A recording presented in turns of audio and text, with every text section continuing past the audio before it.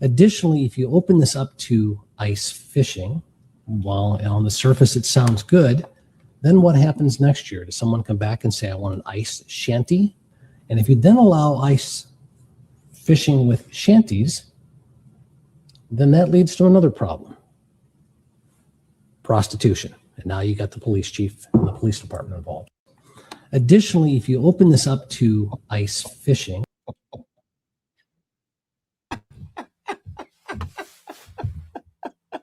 is that so? Well, interesting. Is that what happens out there on the ice?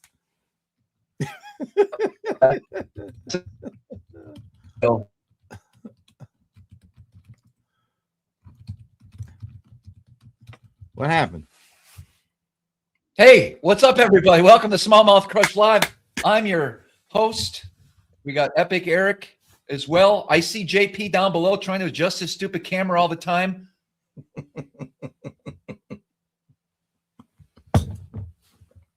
Yep, y'all have that one friend that sometimes is so irritating it just drives you crazy. Do you have one of them, buddies? No. Let's hear it in the comments, folks. Man, we got a good show lined up, man. You got mystery guests. You got Beast Coast making a quick appearance. We got a lot in the house as the auctioneer. We got a lot to talk about. We're going to try to get through things. I just got a private chat here coming up. I got to see who this is. Okay, I see. Thanks for making yourself present. I see you down below, bud. I see JP just itching to get on too. Let's bring JP on. What's up? Hey, very sad reel you shared with me. No, JP. You should have been up there, bud. That's my buddy. This is what's going on here, guys. What is it? What? Oh no! What happened? He saved over 35 fish. How'd they get stuck? A beaver? No. So the water came up so high in the Salmon River over in Altamar. Hey, JP, why don't we watch the video? Oh, God, they're everywhere. Oh, no.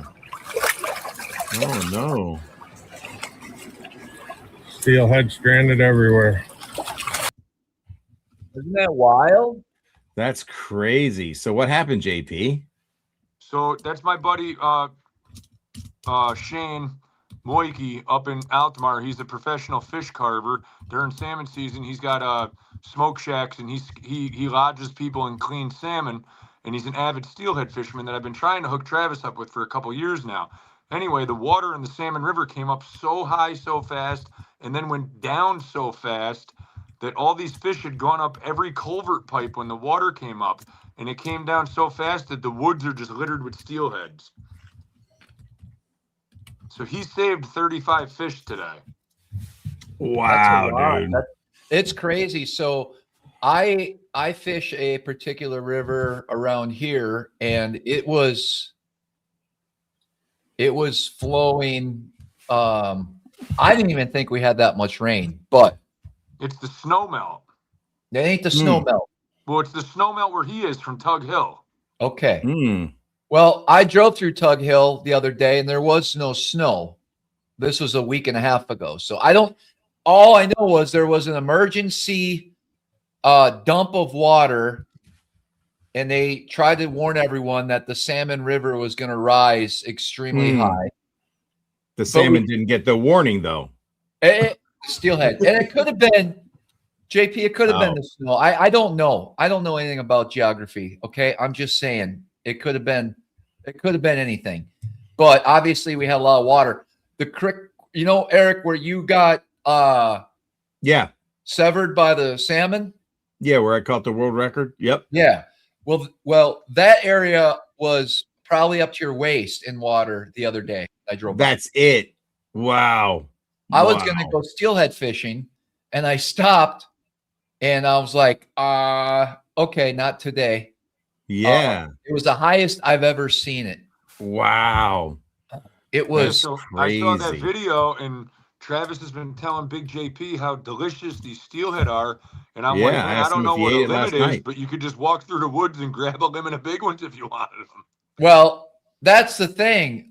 I've been Eric and I kind of talked about this earlier. I've been eating some steelhead, man. They are delicious. I basically air fry it.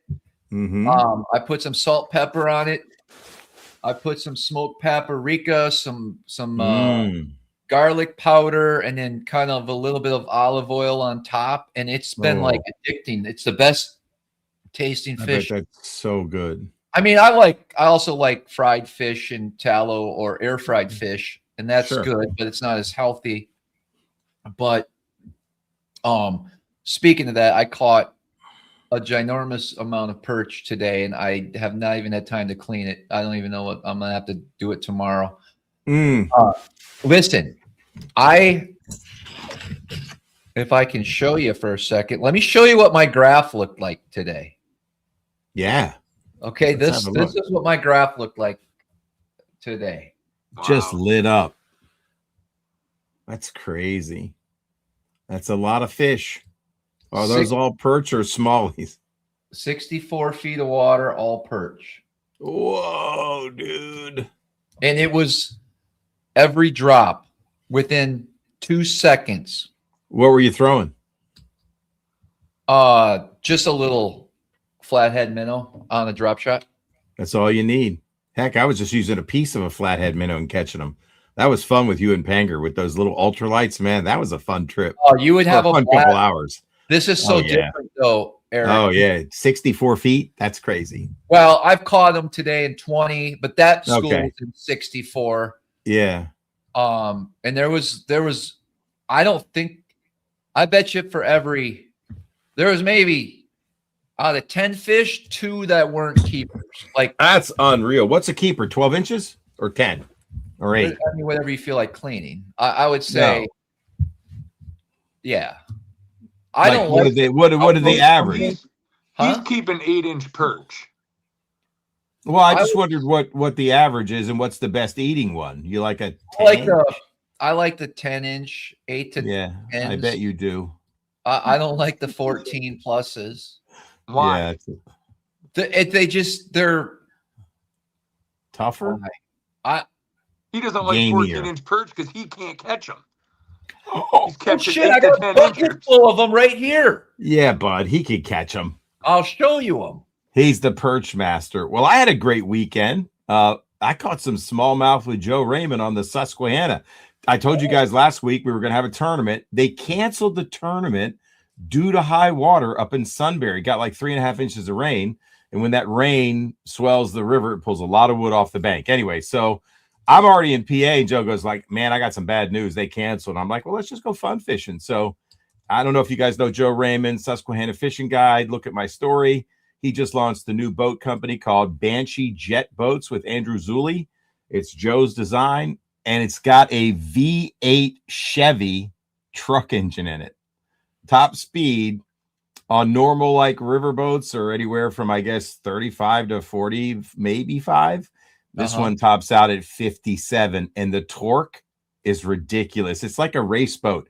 I don't know if you guys ever seen those little short track boats with the jet boats that they do, but this thing turns on a dime. Banshee Jet Boats, check it out, Travis. It's an extraordinary boat. What a great build! And we had doubles and triples all day. We went up the Juniata, and the scenery on that river is just extraordinary. And then we hit some other areas of the Susky. It was cool. They were testing the boat out. And it was just a magical day, man. So got to crank on them a little bit, tested out a new crankbait, which is coming soon to the Bass Lab. Okay. Think of it as a miniature style wiggle wart, and it's bad to the bone. I painted one up here in the Bass Lab for a test. TK's got some custom colors coming to me, so stay tuned for that. And just one more thing. If anybody was waiting on a 3/8 ounce ditch melon thumper with a red kicker blade, they're back in stock. They don't last long. Check them out. It's one of the best spinner baits made on the market. Hand-tied skirt, hidden weight system, balanced. It's got the haywire twist right there. Not an R-bend. Stronger hooking power because of that. And I'll just leave it at that. It doesn't bend out when you could boat flip fish with it. Lasts longer. Perfect vibration. Balance. Doesn't roll when it comes over wood because of the weight in the skirt area. It's a hidden weight system. Very cool spinnerbait, man. It catches them. Anyway, I love it. Three wins on the river. That's all I got for you. Oh, awesome. One more thing. Big Bass Cartel. I'm going to put that down below. Thank you. Thank you. One more thing. Next week, I'm going to do a live auction, Travis, for 5 original wiggle warts. This is for a fundraiser for Upper Bay Bassin. It's a group of younger anglers on the Upper Bay. You guys know I've been looking for a team to support. I gave all those guys Bass Lab boxes when I went to their club meeting. And then Tony, one of the coaches, gave me some vintage baits, wiggle warts, and timber tigers to custom paint. TK Stanley just custom painted these. I'll show each one individually, but we're going to live auction these off. Everything I make is going to go to the club. I might even match what we make. So I really want to support young anglers. These guys don't have much, and they just had their opening day on the river. I think they caught 68 bass. 68 bass were released alive, and it's something that I want to support. So thank you, Travis, for letting me talk about that. Tune in next week. These are awesome color patterns by TK. He crushed it. That's very good. Yeah, man. All right. After last week's show, I just want to say I couldn't help myself. I went on, man, the brand new underspin from Great Lakes Finesse. They're dropped in. I found them in stock. I got the matte perch, the matte black, the natural perch. But you know what I think my favorite thing is, Eric? Yeah. The Great Lakes Finesse bag. Oh, nice. If you're a weed junkie like me and you like flipping 7-inch Senkos like I did on that episode about 3 years ago, man, you can stuff 7-inch Senkos in here, and it's got the little divider, and then you put your 4-aught Gamakatsu shiner hooks on the side, and you're ready to rip. You just throw that in there, and you're ready to go. Nice, man. I don't know, Derek. I don't know. What was I saying? Oh, so I don't know. Here's what we're doing. We got. I just literally, while we're on the show, I don't mean to interrupt. A mouse in my trap 3 feet away while we're on the show. I heard the snap. I looked over and it's dead. There you go. Wow. That is fucked up.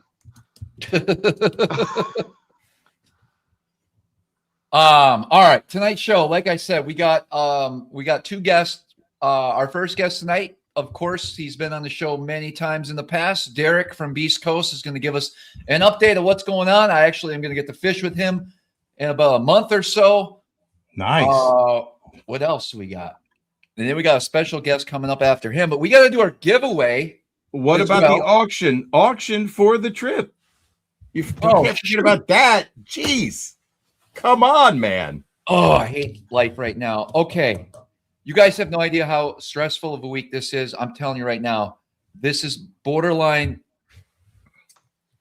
just a very not a good, it's been tough. We'll put it that way. So here's what we're going to do. We're going to try to get our thoughts in line. I'm going to take a deep breath here. I'm going to really try to focus and get through this show. As long as we can stop highlighting comments, Eric. Oh no, that was so good. SmallmouthCrush. It had to be done. You just do your thing. I'll take care of the board because you never would highlight anything. Great, Jake. In case you thought I was great lying, job. I'm going to get rid of them. SmallmouthCrush. How about that, man? All right, here we go, guys. We're going to do the giveaway. I'm going to run through that real quick. It's the super chat. You guys know every time you enter, we're going to do a random draw at the end of the show. Let me show you what we're giving away tonight because this is huge. This is a huge deal. We got a Cortland t-shirt. Very nice. We got a Mercury beanie with the 75-year anniversary emblem on the back. They don't make these anymore. Nice for the Merc owners. I like it. I'm going to give away a Monster Bass box, and I don't even know what's in here. I'm just going to – we got some worms. We got some more worms. We got some missile baits. We got lipless. We got topwater. We got jerk baits. We got topwater, or was that a buzz bait? Yeah, buzz baits. We got whatever. Everything's in this box. This is huge. Okay, like this is a huge prize packet. We're also giving away Beast Coast hoodie. Wow. This is the I bigger don't even have one of those. Very nice hoodies. Maybe I should bid. Damn. That's going in there.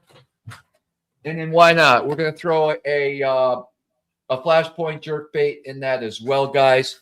So Why that wouldn't you? on the super chats, get a Monster Bass sticker.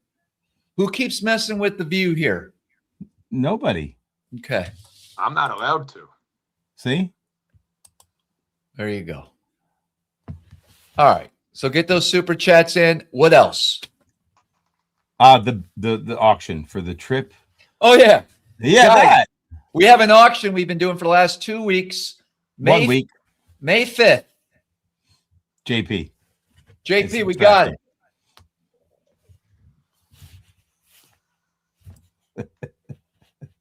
Check your text message, JP. JP, start the bidding. All right. So we got an auction. I forgot who's in the lead.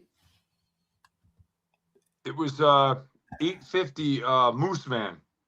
All right. Flock Moosin. Flock, if you're still in, I want you to write 850 in the comments. That's the highest bid. So this trip is only May 5th. It's with both Epic Eric and myself. And was it May 5th, Eric? It was May 5th, Cinco de Mayo. Okay, May 5th. This is a guide trip. This is the full day with Epic Eric and myself. We'll probably video it as well. Yep. And Flock is at 850. I think Travis Myers was up there too. I don't know if he's in the he was 825. Moose Flock was 850. I'm telling you guys, you got Travis Manson, Epic Eric, 6 a.m. to 1:30 p.m. on the Great Lakes or the St. Lawrence River, whichever's popping at the time. I'm thinking it's an $1,100 or $1,200 trip. I mean, I don't know why it's stuck at 150. 150. Or 850. I'm sorry, 850. I don't know why it's stuck at 850. I would have thought this thing would have went for 1150. Well, I'll tell you why. Because we just made it up last week. It's one freaking week. It's a weekday. Yeah. 8 hours away from probably anyone watching right now. And that's true. Travis Myers was bidding from West Virginia. Yeah. How long's that drive? So it's a commitment. We just thought about this last week because I was trying to book that date and you wanted to take it because you're coming up the next day anyways. And I said, no, I got to make a living guiding. And so that's right. Eric's like, well, why don't I jump in the boat and we raffle off a guide trip for May 5th. So that's what we did. So we're going to let that run. And I didn't hear from Flock yet in the comments. I do see the super chats coming in. Waves Current, James, I got you. Let's bring our next guest because we got a pack show. You got to keep it. I also want to say our sponsor tonight, of course, Thayer's Marine. They got all kinds of boats over there. I know they're busy. JP, you just spent some time there a week ago or so, right? Yep. If you guys are looking to get into a newer used boat, looking to get any products for your boat, please check out Thayer's Marine. Also, make sure you check out Bass Fishing Electronics for all your accessories for your newer used boat, which are also available at Thayer's Marine. It's important to have a good marina behind you when you start your season off. Every once in a while, you run into an issue. You might be able to get a good deal, quote unquote, from somebody else driving further away, right? But when you're stranded and you need a good marina behind you, Richie and the gang's got you covered and back on the water. Amen. All right. I'm sorry. Let's get this thing going here. Let's bring our first guest of the night. Derek, welcome. What's going on, guys? What's up, Derek? How you been?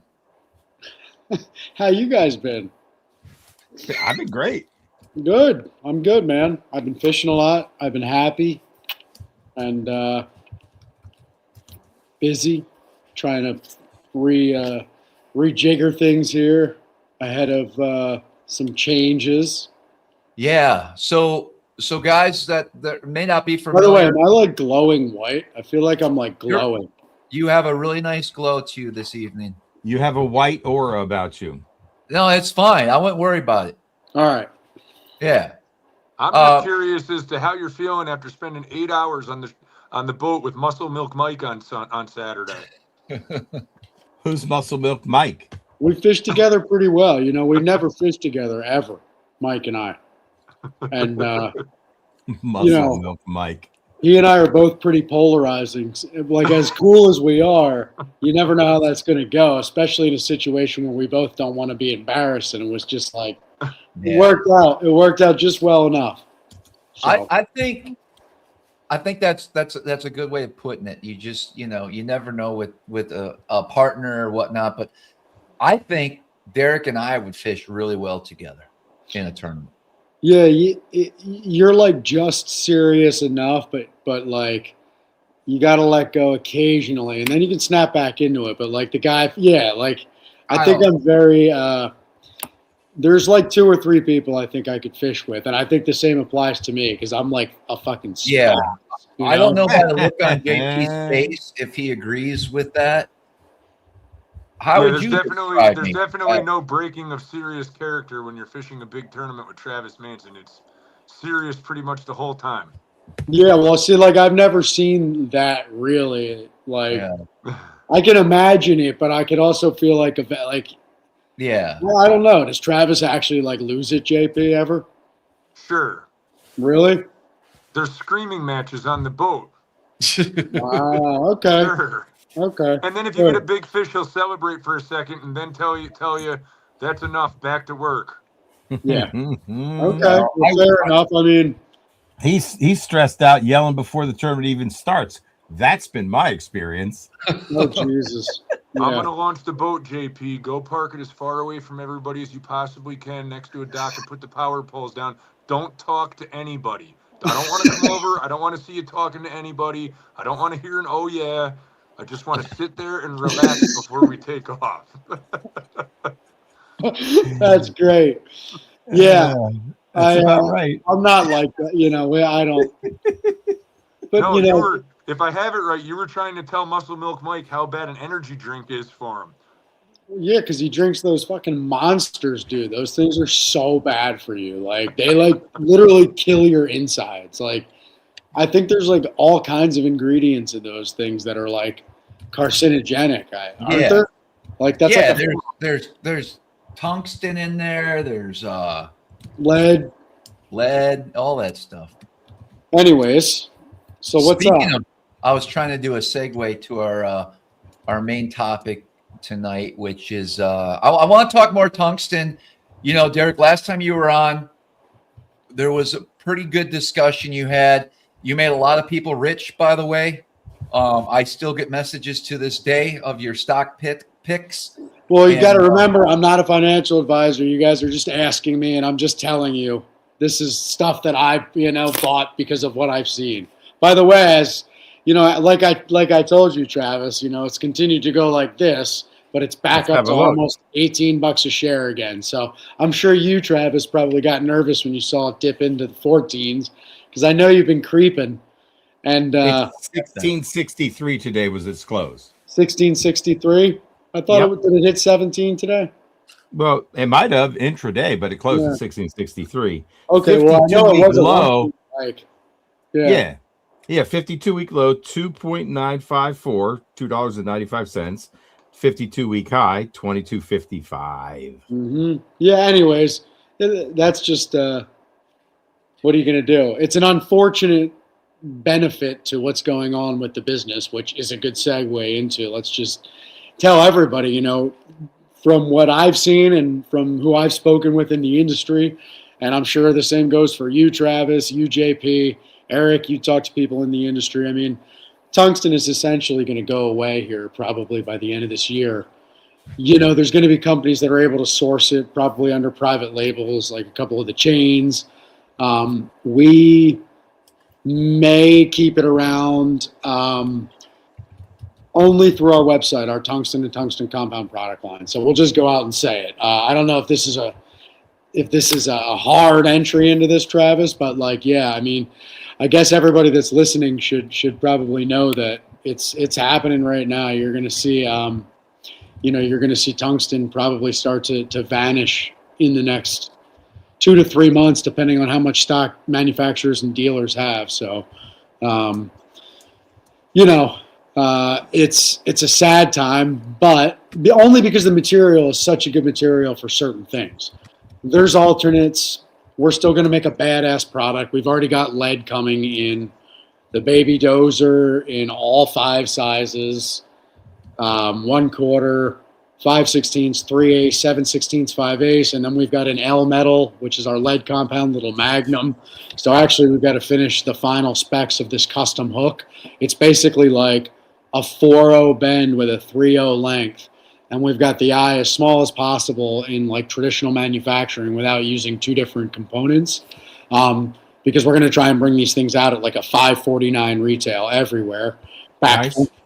Yeah, they'll be hand tied. Our powder coats are super clean. I mean, you guys have seen the L metal snipers. It's that build quality and scale. So we'll be able to make a shitload of these things. But it's got to be right. Like the tungsten products, like all tungsten, there's issues endemic to the manufacturing, but they're well made at a mass produced scale. And that's important to me and us, this little thing. But, like the lead deal is the same thing. The stuff's going to be really, really beautifully built. Our factory that's doing like 80% of the lead stuff right now is doing this stuff. And they're just dialed and everything looks beautiful. So we've already got the molds done. I think they're like a week away. So by about the time you see BC Tungsten kind of disappear from the retailer network, it'll be, this is another segue, but, right around that time, you're going to see the lead products flow in. And then we're also going to introduce a bismuth alloy. So we're going to call this E-metal. So there's a lot of guys that want a lead-free option just because their states require it. Bismuth alloy is a little bit harder than lead. That doesn't mean it's more dense. It means it's harder. So you get a little more feel is the best way to think about it. But as far as a reduction in size or, pure transmission of vibration, it's nowhere near tungsten.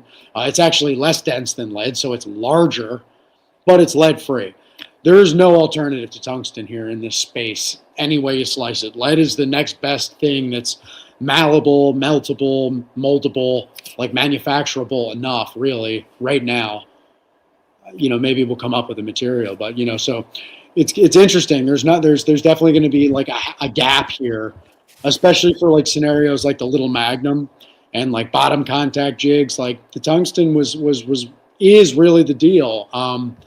But this bismuth alloy stuff, I think for some of the bottom contact jigs is going to be a good alternative. But for guys that like tungsten, not to induce panic, I don't care if it's a Beast Coast product or, any manufacturer that's making tungsten right now is facing this, because we could go into the depths of this if anybody's interested. But we talked about this, you got a limited source of supply, and our world right now wants this stuff, like across all the categories that have always bought it, but they want more. So it's not going to reverse anytime soon. So if you like tungsten, go get your products, because, you should reach out to the manufacturers if it's not us.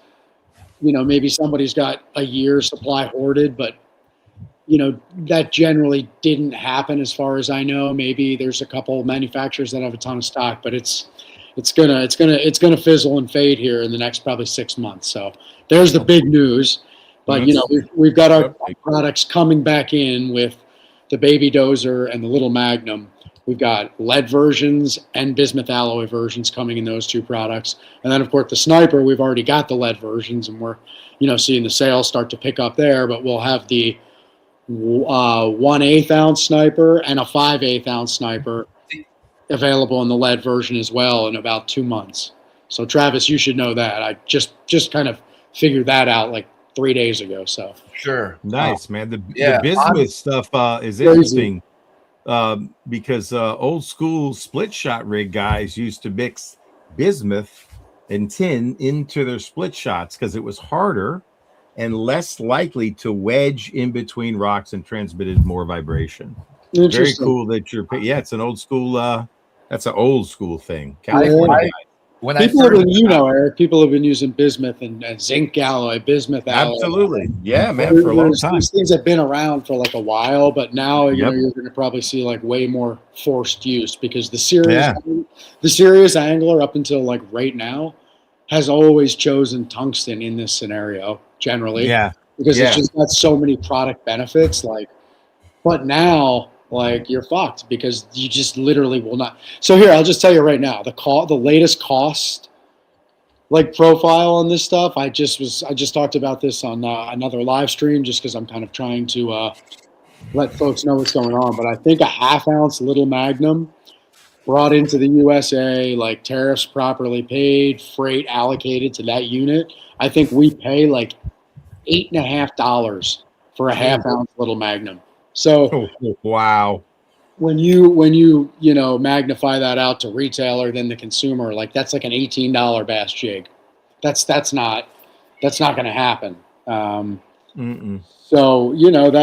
that's what's going on in the world right now. Fortunately, we got consumers like the designs that we have, and like it sucks they're not available in tungsten, which made them partially very good products, but they want the ridges on the dozer and kind of the hook eye setback. Like people want this stuff by name, so I'm sure we'll recoup the volume and sales, but like it just sucks because tungsten is just a great material. So that's kind of what's going on there. But you guys lead the discussion now. I just figured I'd get that right out in the open. Yeah, smart move, Matthew. A lot of people have been loaded up.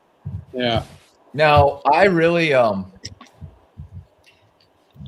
guess last year, Derek, when we played this together, and I'm a huge fan, obviously, of the sniper jig, and you threw that baby dozer quite a bit, if you recall, and I was impressed with that too. I did, and I know, I haven't used a whole lot of them, but that's something I'm going to do again this year. But I'm going to bring you up some, dude. We have like, so I actually just built out the spreadsheet of like what we have on hand and what we have coming in the next like 30 days, like our last tungsten shipments, because, at a point you just have to cut off wholesale and kind of think about what you're going to do with the business. You can't just keep ordering when they're costing you $8 a piece. Like you got a $30,000 purchase order that's like 120 grand all of a sudden. It's like, what the fuck? What the yeah, hell? so it's just the point is we've got these shipments coming in. Like Travis, we actually have so Tackle Warehouse has their custom size baby dozers. They had no people don't even know this because they're exclusive to Tackle Warehouse. We don't really do a lot of advertising at all, as you know. It's all through kind of like you guys, but so we've got I think 8,000 of these. I'm going to bring you up some of these 1/4 and 3/8 baby dozers. They've got the same hook that the sniper jig has in it, that 2.0 little BKK 9050. And the weed guard is like twice the size of a Model 1 weed guard. So it's still very much super finesse, but it'll deflect. Like you can fatten out a little. Just I'll bring you up a bunch just regardless of what I know you got a lot going on with all this. I know shipments probably at your warehouse are slower than normal because I'm still waiting on my arsenal for this year. Oh yeah, I'm bringing it up at this point, dude. You should see your payment. I completely forgot to bring you got a whole box of hoodies too that are sitting at the shop. You'll see you got a priority mail envelope with like a 7-pound rate on it. It's just I'm swamped, dude. I figure that's the most important thing. And by the time you think we can maybe get some product shipped out before you come here in a month, so I have some stuff to play with? Yeah, I will. But aren't I coming up there in like 20 days? Whatever, bud. Just when you start guiding, Travis? Next week. All right, here I'm going to text you right now.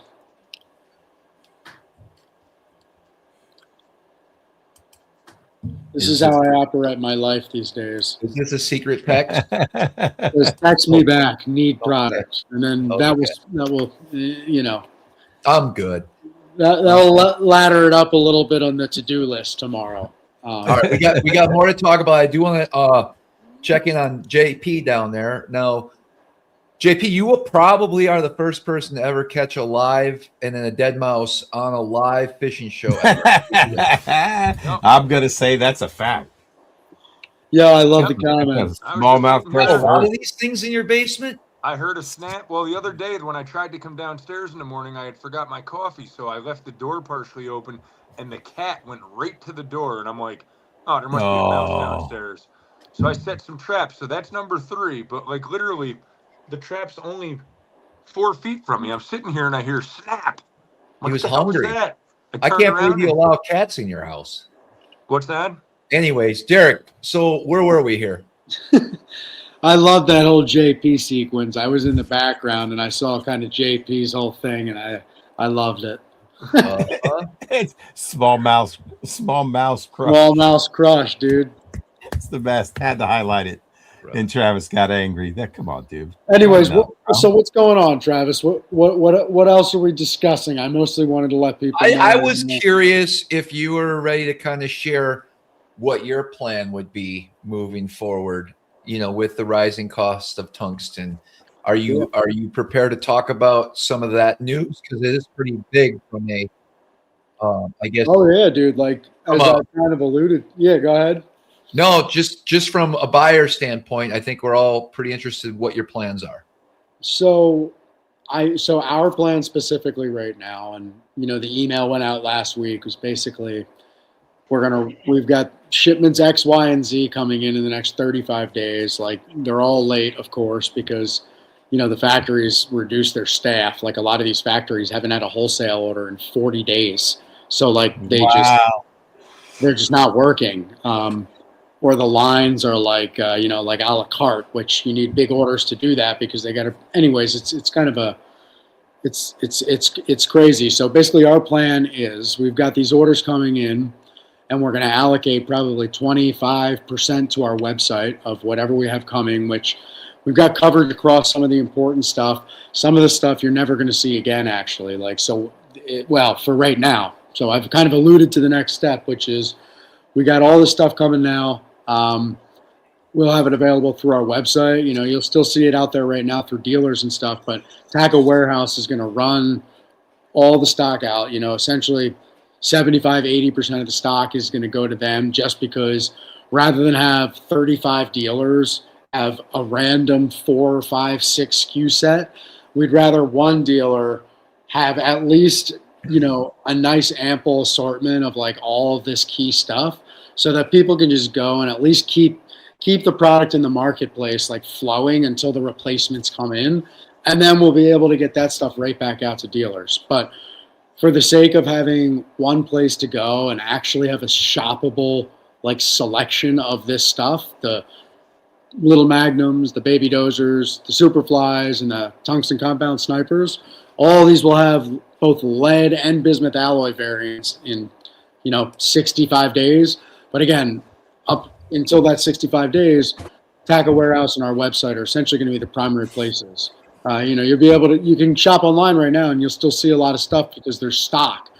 But when you see the stock selling out, for the most part, outside of the place that I just mentioned, you probably won't see any more stuff. And again, I just told you the reason why. It's not to be a fuck you to anybody, any specific retailer at all. It's like, and for just to give this context, you did reach out and offered other solutions to retailers, right? I mean, you got creative to some degree. Well, yeah. I mean, so I think what we thought to do was to try and keep the price. So basically, Travis, yeah. And you don't have to discuss it any further. No, the discussion that we had was assuming that the spot pricing for tungsten wasn't going to continue to go like that, because I assumed it was going to level off to a point where it's like, okay, at least I can make another big buy or two, like get through another purchasing cycle or two. And, it's going to be so expensive by that point that it's already going to be just about priced out of the market. So why don't we just partner with somebody like, a Tackle Warehouse and agree to both just take bad margins that, frankly, a lot of retailers probably wouldn't want, but to keep this stuff in the marketplace and knowing that there's going to be a lot of volume. That was a plan. by the time we actually got around to looking at the purchase order and what, the price is literally changing now. Like on a daily basis, you're seeing like 0.0 to 3 point rise. It's just nuts, dude. So like you go to put a deposit down for a purchase order that you looked at the value of a week ago, and the factory's like, now it's like another $20,000. It's like, all right, dude, this is getting fucking nuts. Like I should be in a different business. I'm spending this type of money on inventory. Like, it's getting crazy. So yeah, dude, basically from what I see and knowing that like the factories that we work with are one step away from the ground, meaning like these are very good factories. They work directly with, Chinese state-owned supply houses in many cases. So like my prices, these people want to work. They want to sell big purchase orders, and it's just too expensive. So I think it's gone for probably until the wars diminish, some tensions diminish. Maybe if there's some sort of tech bubble, maybe if some sort of usage, there's a lot of things that are impacting tungsten, but really right now, dude, it's like until there's like less war and just general countries feeling like they need to build armories, and you got a tech boom and everybody also wants oil, so you got tungsten drilling. It's like bits and stuff like that it's used for. It's like not going to come down, dude. Like I feel like we're going to lose it for like a year, and then I think it's going to come to like 2025 levels again. Like if you're never going to see a $7 tungsten bass jig ever again, ever. Like I don't think, not pure tungsten, not pure tungsten. You might see like to quarter-ounce tungsten compound jig maybe go back down to like $7.99. Yeah. But like, I think restock the inventories of all the military equipment, dude, it's going to take years. Think about what's been spent on the war. How this probably works better than me. I just have to imagine that now it's like stuff's been deployed. So like, it's like now we probably need to rebuild shit. Like, they absolutely. Yeah. I mean, that's global for sure. You're not going to see that for a couple of years. No way. Yeah. So slumpy grumpy. It's like insane, dude. That's what it like. Heavy equipment, like anything, like a lot of that stuff uses anything that's reliant on tungsten and carbide, like cutting blades and stuff like that. Like, dude, like these companies are having to literally pay like one of these bits can cost like $5,000 now. They used to cost like $800, and so like these companies are burning through like it's just I can't even imagine the money gets spent in big manufacturing on this stuff, So. Yeah, it's crazy. It's everywhere, bro. It's aerospace, defense, electronics, all of it, dude. It's like automotive, it's nuts. Yeah. So, anyways, yeah, it's getting pretty crazy, and that's what we're gonna do right now, man. We're just gonna go to limited selection of bismuth alloy. We're gonna have 6 key colors in bismuth alloy. There you go. Lead in all sizes. Lead version, we've got I think 12 or 14 colors in all sizes in Sniper, Dozer, and Magnum coming. Right now, we just have the Sniper in like 3 sizes. So we're going to build all this stuff out and, go along our path. And that'll be that. We'll still have an awesome value. We got $549. Everything will be just premium powdered and hand-tied and shortcut skirts. And, we'll keep our packaging and everything else. And it's just, we'll miss the material. That's the deal. Yep. And I mean, Derek, you and I, we talked recently. I'm happy throwing the L metal. You know what I mean? It produces. There's times, even in a tournament, I don't know if it's tungsten or lead on. I just grabbed it from the bottom of the boat the night before to get ready, and yeah. And well, I'm a little more peculiar than that. But yeah, peculiar was the right word. You know what you've got, but the point is you throw it occasionally now, and you probably didn't used to throw it at all. And, yeah, JP did look like he was going to snap. Yeah, I know. He was like, he's sitting there like this. I was going to try to I was going to make some notes for him as far as, what to do when you're just sitting there. Like, make sure your background's nice and organized. Don't try to tell me how to sit. I don't want to hear about what my back. Doors half open in the back. I will snap. he's hanging on by a thin thread. He's not to be trifled with. Let me just tell you. But Well, that's Derek, I'm interested to ask: is the bismuth option going to be more expensive than the lead? yeah. Like a lot more? That's a good question, JP. Because I think to answer your question up front, I think probably like 25 to 30% more. So like, of our L metal series, like our lead compound, which is pretty much just lead, $549. I think our bismuth alloy, the B metal stuff, you're probably going to be looking at like $699. So you're gonna, it's going to be priced at a premium, and it's going to have that hardness benefit, but then to me, it's offset by the fact that you got something that's like actually going to be like 8% bigger in volume than lead. It's like, Yeah, I but don't if you're love dragging, I mean, why? Yeah. It's bottom disturbance, man. Are you kidding me? What? Well, What I'm can not you saying do? it's not a good product. I just generally prefer. I mean, you're if I just had my draining. brothers, I'd pick smaller versus larger. That's all I'm saying. No, I mean, I guess if I'm pitching in grass, yeah, smaller, thinner head to come through it. But if I'm dragging, I want it disturbing the bottom. Dude, I don't disagree with that. Like, That's not a bad point. Yeah. Yeah. I mean, look, I mean, that's a smallies are visual feeders, right? I mean, if you got this little tiny head poking around the rocks, maybe if they're really feeling funky that day, tungsten's the way to go. But I saw a video the other day of a guy snorkeling, and he took his hand bigger's and he was better. ripping it across the bottom like this, making the bottom disturbed, and a whole school of smallmouth came over and started eating off the bottom where he was ripping his hand. Yeah, I want a hand-sized jig. I want a jig the size of JP's hand. Churn it up, man. Yeah. I want like an A-rig jig. Would that be cool? What if somebody could make an A-rig jig? What? Dude, do we just invent something? Why not? Let's do it. JP. Oh, dude, Derek, I'm doing it. I want to do it. I want to do it. I want to get a metal arm and just drag 5 jigs behind it. Why not? You'd have to have a special metal arm made. You'd have to make no. We just use an A-rig arm and we'll tie some 20-pound fluorocarbon behind it. Remember, Jake? Like really stiff. We're doing it. Some variant. Yeah. Why not? Yeah. Or how about those stealth rigs that they use now with the A-rigs? It's made out of like 60-pound fluoro. I forget what I just saw him. He's going to drag that thing on the bottom and lose like $100 per snag. Yeah. Oh man. Did you see Saxton at the Classic, Eric? The stealth rigs, dude. You didn't? No. No, I didn't actually look at any lures when I was there. I can't believe it because I walked around with Ken Duke, which is awesome. It was just a lot of conversations in the hallways, man. Oh my God. I mean, he knows everybody. So media day, it was all the pros, and then it was, hanging out at I don't know, man. I love tackle, and so that's the one thing I wish I did a little more of. But it was so much fun to just get an inside look at the industry. In the conversations, I was kind of really just an observer, and meeting a lot of people that watched the show too, which was cool. And stopping by TK's booth I saw you for a second. I saw Great Lakes Finesse for a second. I didn't even talk to anybody. I mean, everybody was showing their products, so it was like I couldn't really intrude on conversations. You were mobbed. He was mobbed. Anyway, I missed it. Yeah, no. He's a cool kid.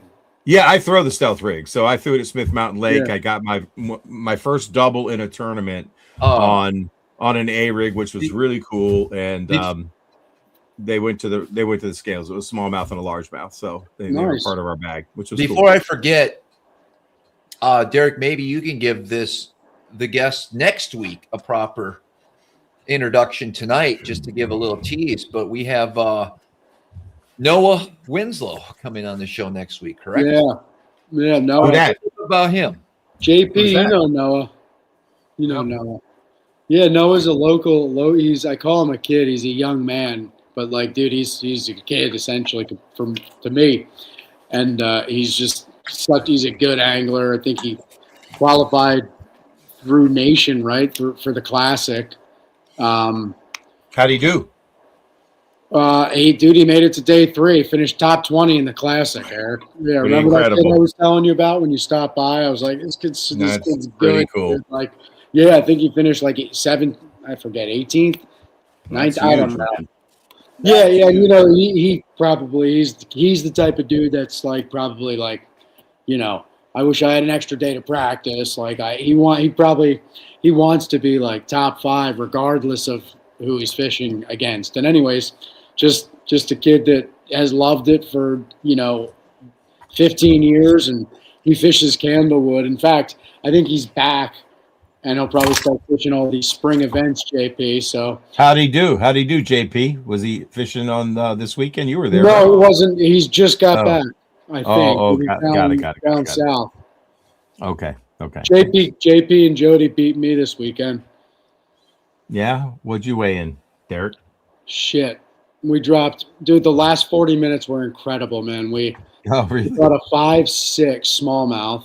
Oh gosh, wow. And then my buddy Mike had a giant largie that he popped like 3 feet under the boat, and then I on the same 2 boulders, and I saw this other giant swim back down after I caught this one, and then I lost this. The long and short of it is we weighed like 18 pounds, and we probably could have come in with like 21, which is respectable. We wouldn't have won. I think 24 won, dude. Yeah. I think there were 6 bags that were 21 and over, so we would have been like 8th or something. Wow. With 21, but that's it would have been nice to at least been respectable, But Sure. What did you end up with? We had just under 22 pounds. We took 5th. You Yeah, have to have a 7-pound. You have to have a 7-pound largemouth to win there. Who was your partner? Jody. Oh, Jody Floaters. That's Jody Floaters, dude. What does floaters mean, Jody Floaters? JP, no. That's his gangster name, dude. Jody Floaters. Jody loves fishing for floaters. He loves. You have a lot of fishing. different partners, JP. I'm not sure if I'm comfortable with that. Yeah, that's good. You won't leave the body of water you live on. Oh, right. Oh, So yeah. Oh, Good point. But you got to have a 7-pound largemouth there. The guy that won had a 685. It's just every year somebody catches some big giant largemouth that separates. Well, you need one. That wasn't a 685, JP. I think it was 623. I thought it was 685. I don't think so. I could be wrong. 680. There's plenty of them. Why can't they just say the ounces? I hate this. My brain can't wrap around this right now. I don't like going back and forth because you know what? My brain also. I just want to make a quick comment why there's a big rope sitting here. Why is that? JP and I had a little meeting yesterday to tie the FG knot. Yeah, No, so you're you telling me wrap who I it, can and and then can't so fish here with. my brain That's doesn't gonna be the rope he understand ties what the noose happens with. at this point, wrapping down, and then like JP really was not a good teacher. I know he tried. Or were you not a good student? Yeah, that's How pretty much sucky the was truth, I, Eric. The JP? guy couldn't figure out what under, over means. If you can't figure that out, My I brain don't know. can't- Maybe you should go make a peanut butter and jelly sandwich or something. I mean, I think you should just stick with the knot it's the FT knot. Here we are 2 years later. Travis trying to figure out that FG. F that knot. That's the FT knot. And then today I even went further and I found an electric tool that will tie the FG knot for you for $15.99. And I sent him the link and I don't even get a thank you. We'll put the link in the description so other people that are struggling with life can tie the knot. Put it up, Travis. I don't have access to put anything on here. I'm just a Well, chump listen, that I shows also up had from time to time. I had some people that watch the show reach out to me, send me some videos with Seth Fighter tying these things, and it's like. But I think when we're watching the video, you're watching him forward. Everything's reversed. My brain. I'm just telling you what my issue is. My brain does not understand this part. That's over. But go then over. go under behind this. JP. Yeah, It's basically just a big fucking ball. Like this. Here we go again. JP's gonna mobilize. What do you? Oh my God. F that knot. That's exactly right. It's the FT knot. Forget JP it. got another mouse. I got that Japanese product, man. It's Here I was. instructions. I just go under each time. No. See, that's where I get confused. I don't know how to stay consistent. It's not that hard. You're just basically basket weaving under, over. Basket weaving. No, I think not. Basket weaving. Right, under, and then what? Over. and then, but you can go under this way or that way. That gets me confused. Yeah, but you got to make sure once you start the knot, you do it the same. I don't know which way. My brain doesn't allow me to understand that.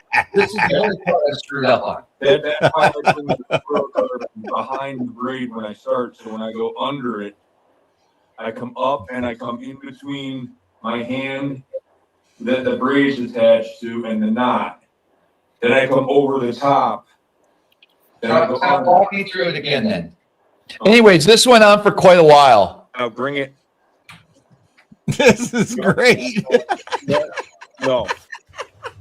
Over it. I'll go in between your hand and the line that's hanging. Okay. All right, bring it up. Oh, like this. No. No.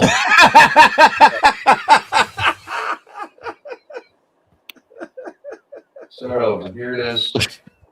This is great. I wish I had 2 pieces of rope so I could show you. Like, Oh, I and then wish he I had takes a- the extension cord okay. to try to show me. Look at this I guy. would- All right. I'd like to get the rope and hang myself right now watching this. Fuck Fingers. that knot. It takes 15 seconds to tie the knot. Really? Yeah, I see that. It just takes practice is all. It's not a big deal. This is 2 years later. Okay. To your Hold right. on. Oh, You should be able to see this. Here we go. Top of the orange one. This is where I and freak back out under maybe. it and up. Okay. Then I go back over in between my hand and up. All right. You get it? Don't worry about it. I ain't gonna be able to learn it.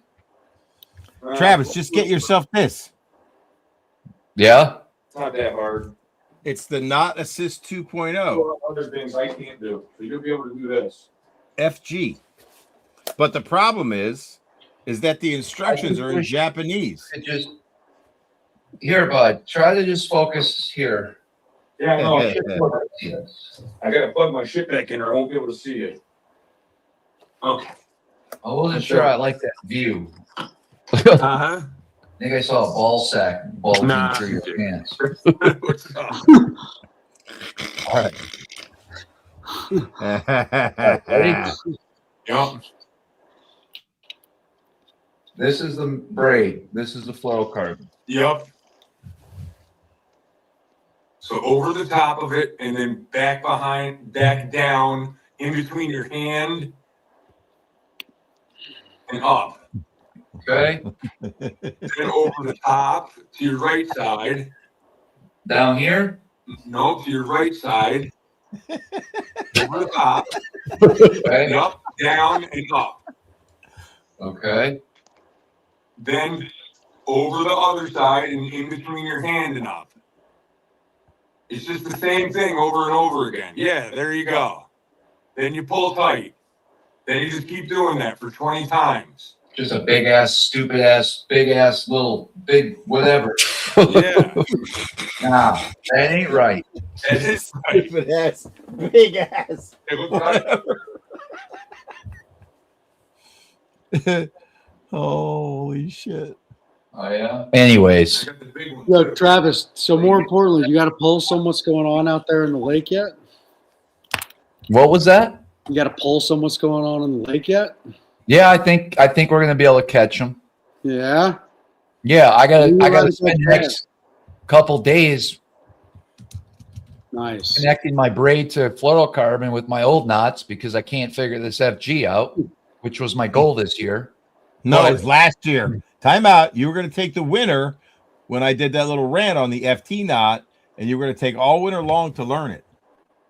Yeah. JP was supposed to show up at my house. I need to see it in person, JP. Do you agree? Do you think I can get this?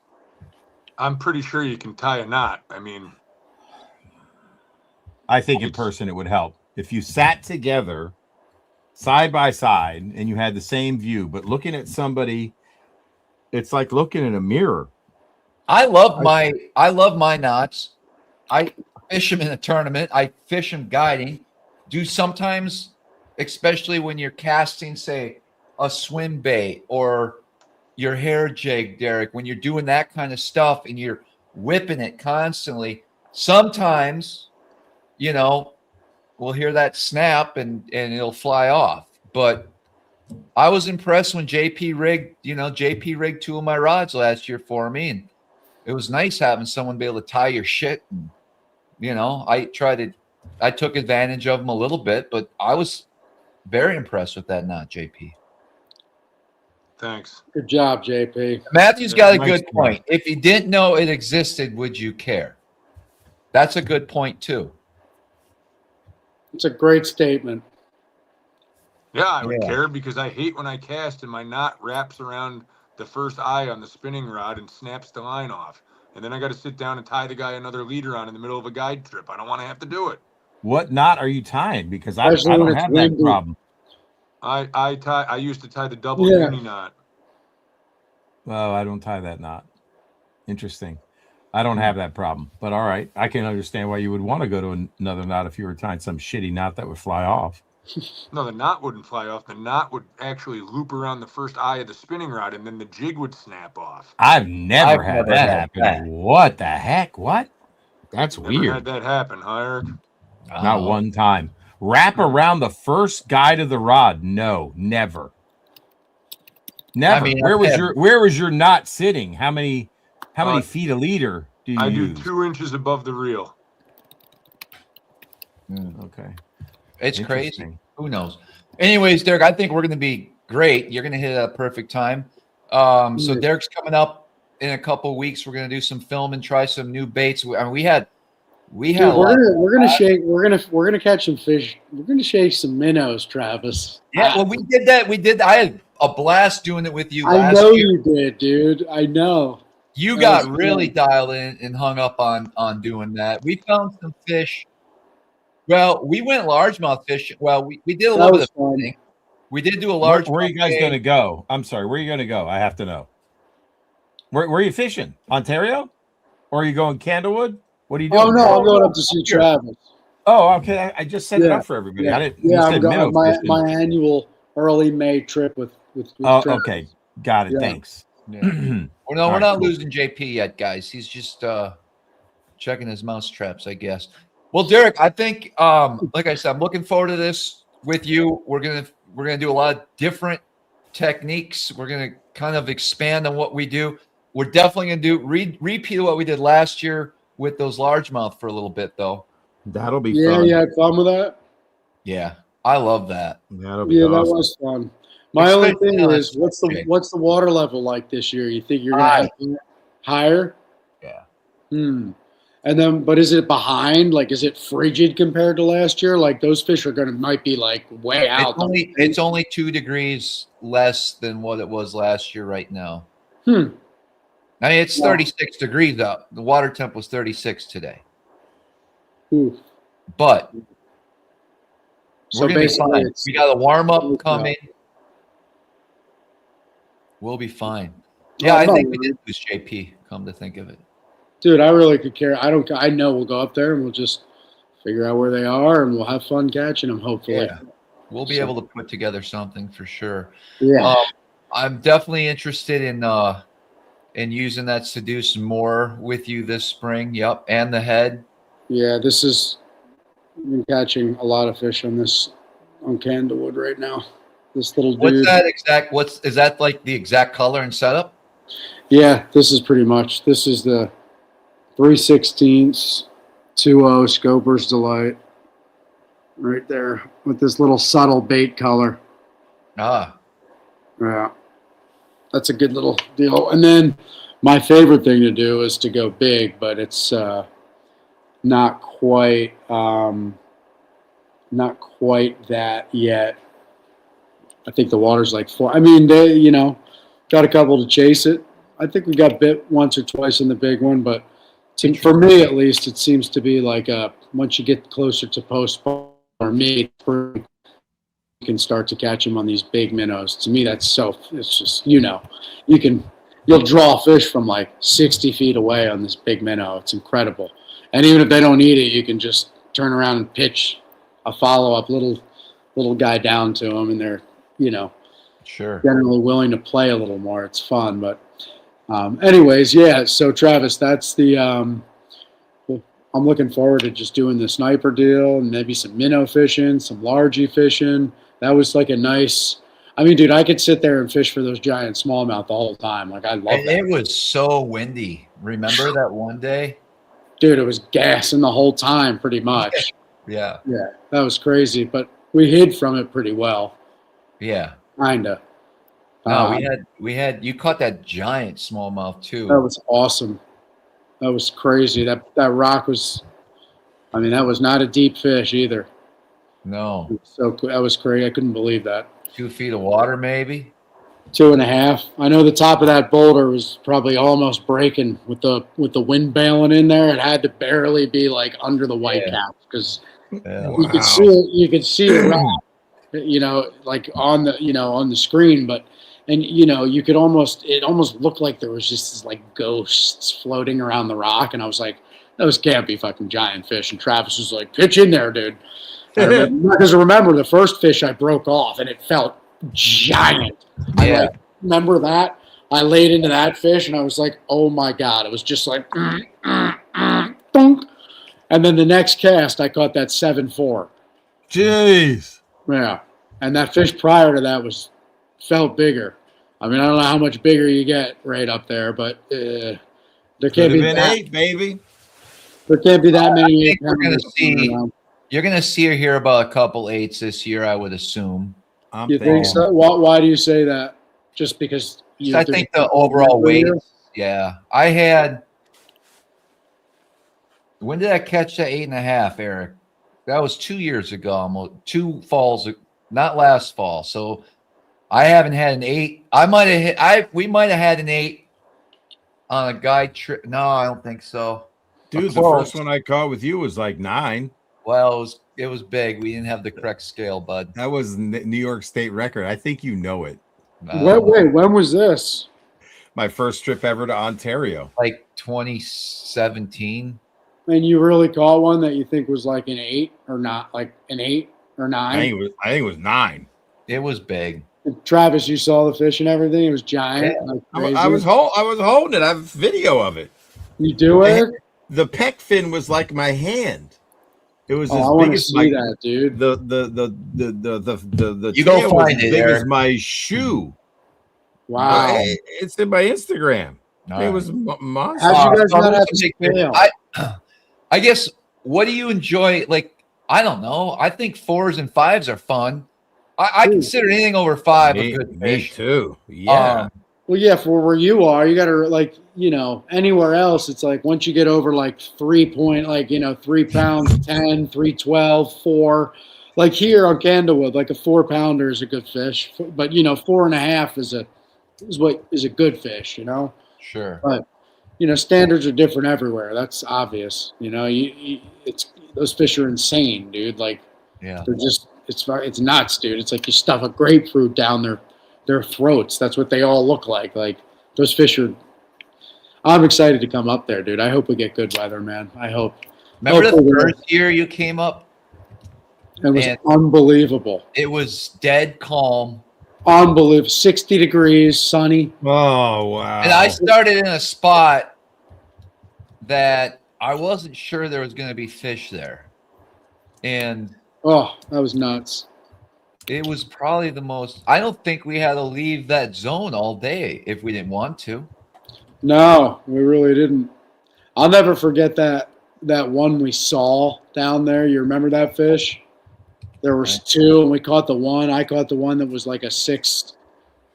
Oh yeah, 9 ounce deeper spot, but yeah. Yeah, it was in like 12 or 16, and there was that one down there that just looked so much bigger than the others. And the one we caught was closer to 7 than 6, and that one dwarfed it, dude. That one I just would like to see in person what like an 8-pounder looks like. I've never seen an 8-pound smallmouth. What's interesting? Everybody gets hung up on like how much it weighs, but sometimes the 4s fight harder than the 6s. Sometimes the 5s fight harder or less hard. It just, you can never, like we play the game up there, me and Travis. When you're hooked up and the fish is fighting, guess the weight. We never get it right. Nobody's even close. Travis is amazing when he looks at the fish. He's always within like an ounce or two. It's uncanny.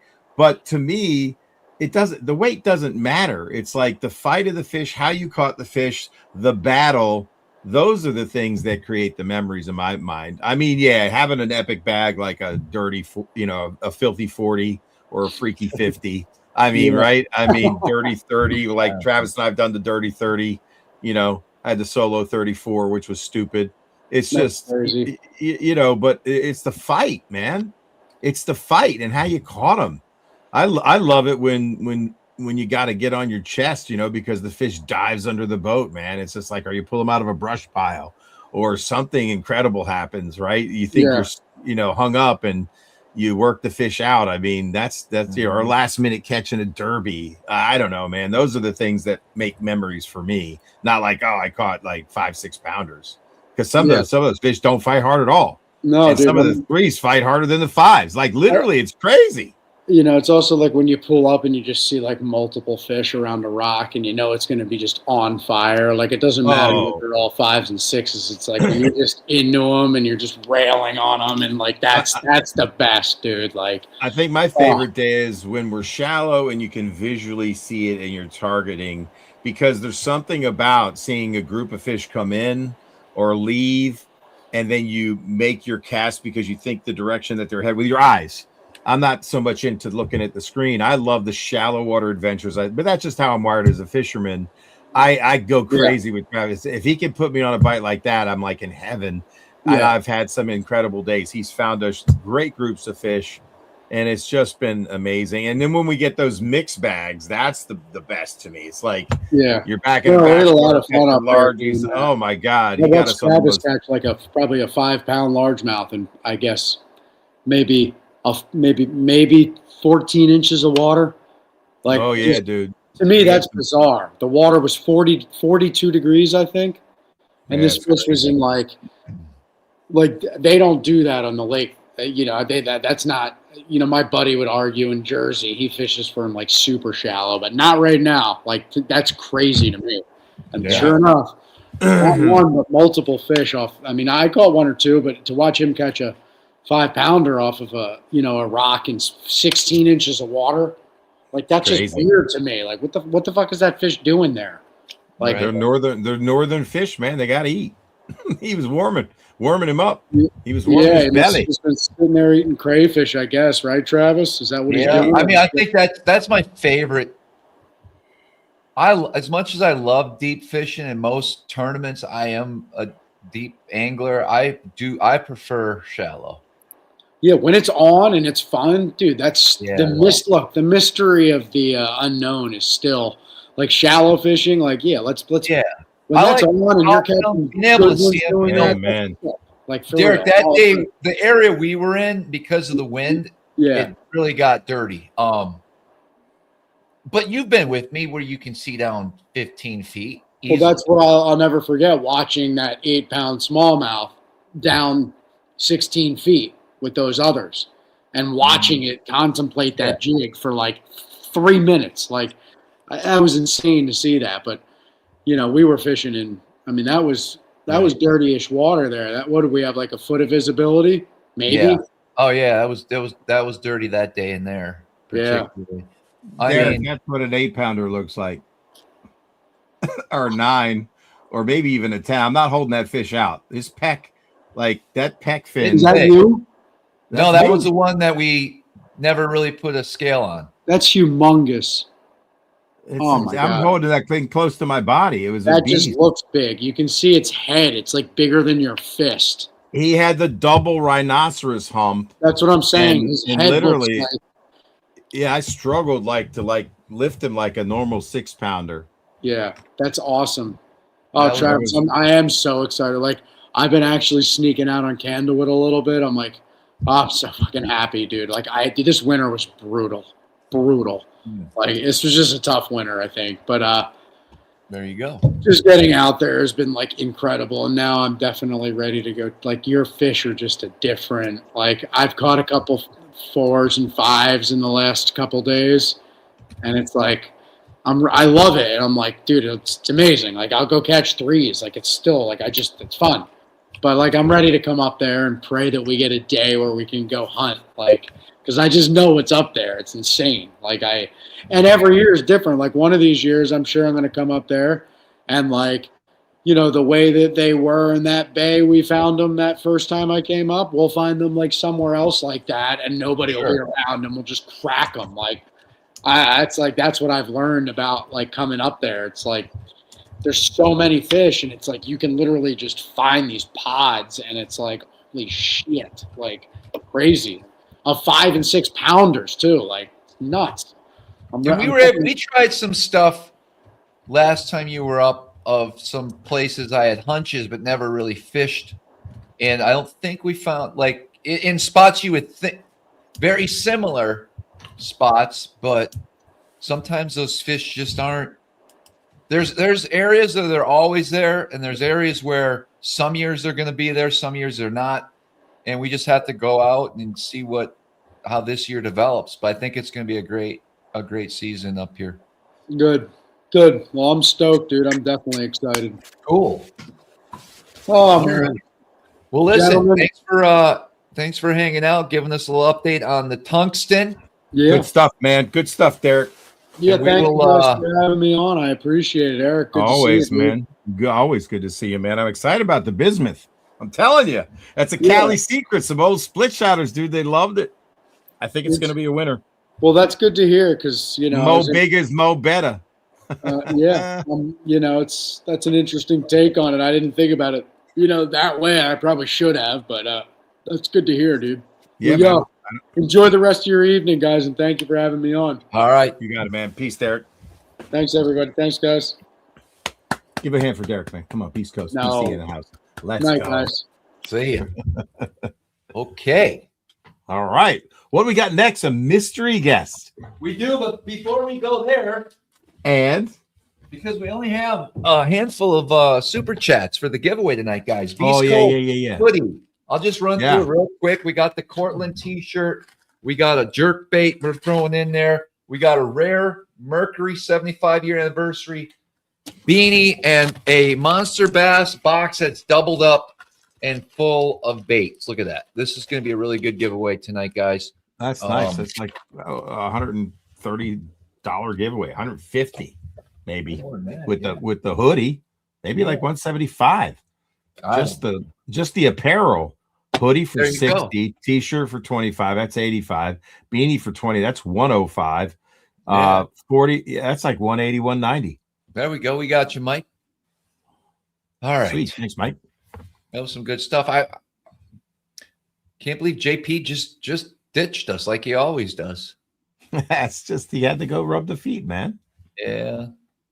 I know. What are you drinking, man? Seltzer. Black cherry? Wild berry. I knew it would be a berry. I've been kind of digging the orange. Citrus. Yeah, okay. You're mixing it up these days. Not a big citrus person, but okay. All right, here's what we're gonna do. We're gonna bring our next guest in. So our next guest, we're gonna learn a lot about getting the mind of a fishing freak, that's for sure. I don't know. He probably knows.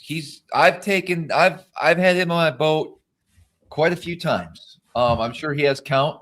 He's very thorough as far as record keeping, which I'm really excited to talk about tonight.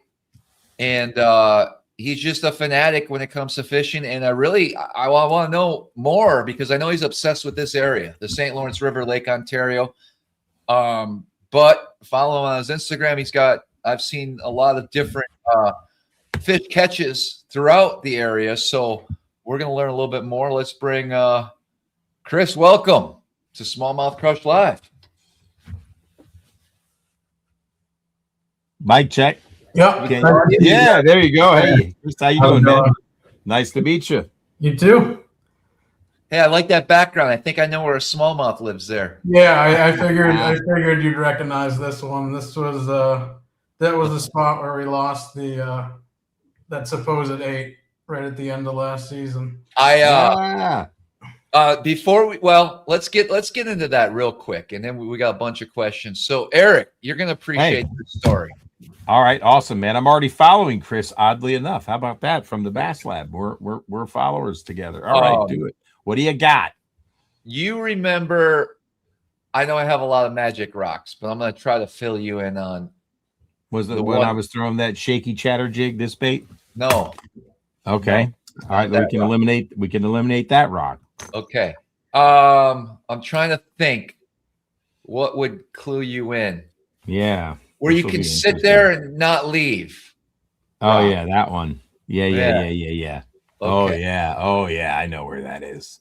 Yeah. Was it an afternoon session? It was kind of dark, it was misty a little bit, and we whaled them. Yeah. So Chris and I pull up there right at the end of the final day. Yeah. The season ending, May 10th, right? Oh wow. Yeah. I had you did a double. I had a double that day. I had what's his name? The singer. Chris Stapleton. No. Aaron Lewis. Yeah, his dad. Look and at that. What's that? I guessed it. I'm just impressed that I guessed it. Yeah. And you took him. I didn't. I'm trying to think what kind of day we had. I think we had a good day. He always books on the last day as well. And we've had some really epic last days, but I think last year was decent. But anyways, but I launched out of Cape, I thought. Where did we launch out of, Chris? We launched out of Clayton. Okay. Yeah. We launched out of Clayton. That was the sunset behind you. Yeah. We stayed out that late. Beautiful, man. It was probably the most epic sunset ever on the river. That's gorgeous. You don't even get it, bud. It was unreal. Nah, I do get it. I kind of been there with you, man. It's a memory for life, man. I can see it. Blaze orange in the background. Look at that place. Wow. And Chris, you don't lose too many fish, and you catch a lot of big fish. And I know, and we're going to get into your goals and what drives you and all that, but I know you had a monster on. Yeah. I was going to say, I mean, you said it was one of the biggest ones you've ever seen, but it just kind of tapped the Ned rig, set the hook, got probably 20 cranks in it, and it just came top and spit it. And and we both were like, ouch, like painful. But that was that was the last bite of the season, and then literally at sunset and preseason closed. So it was pretty cool. Perfect reason to come back to keep the chase on. So before we get into some of our past trips and stuff, Chris, talk to me about like where are you located and what drives you to drive all the way and obviously spend some days up here.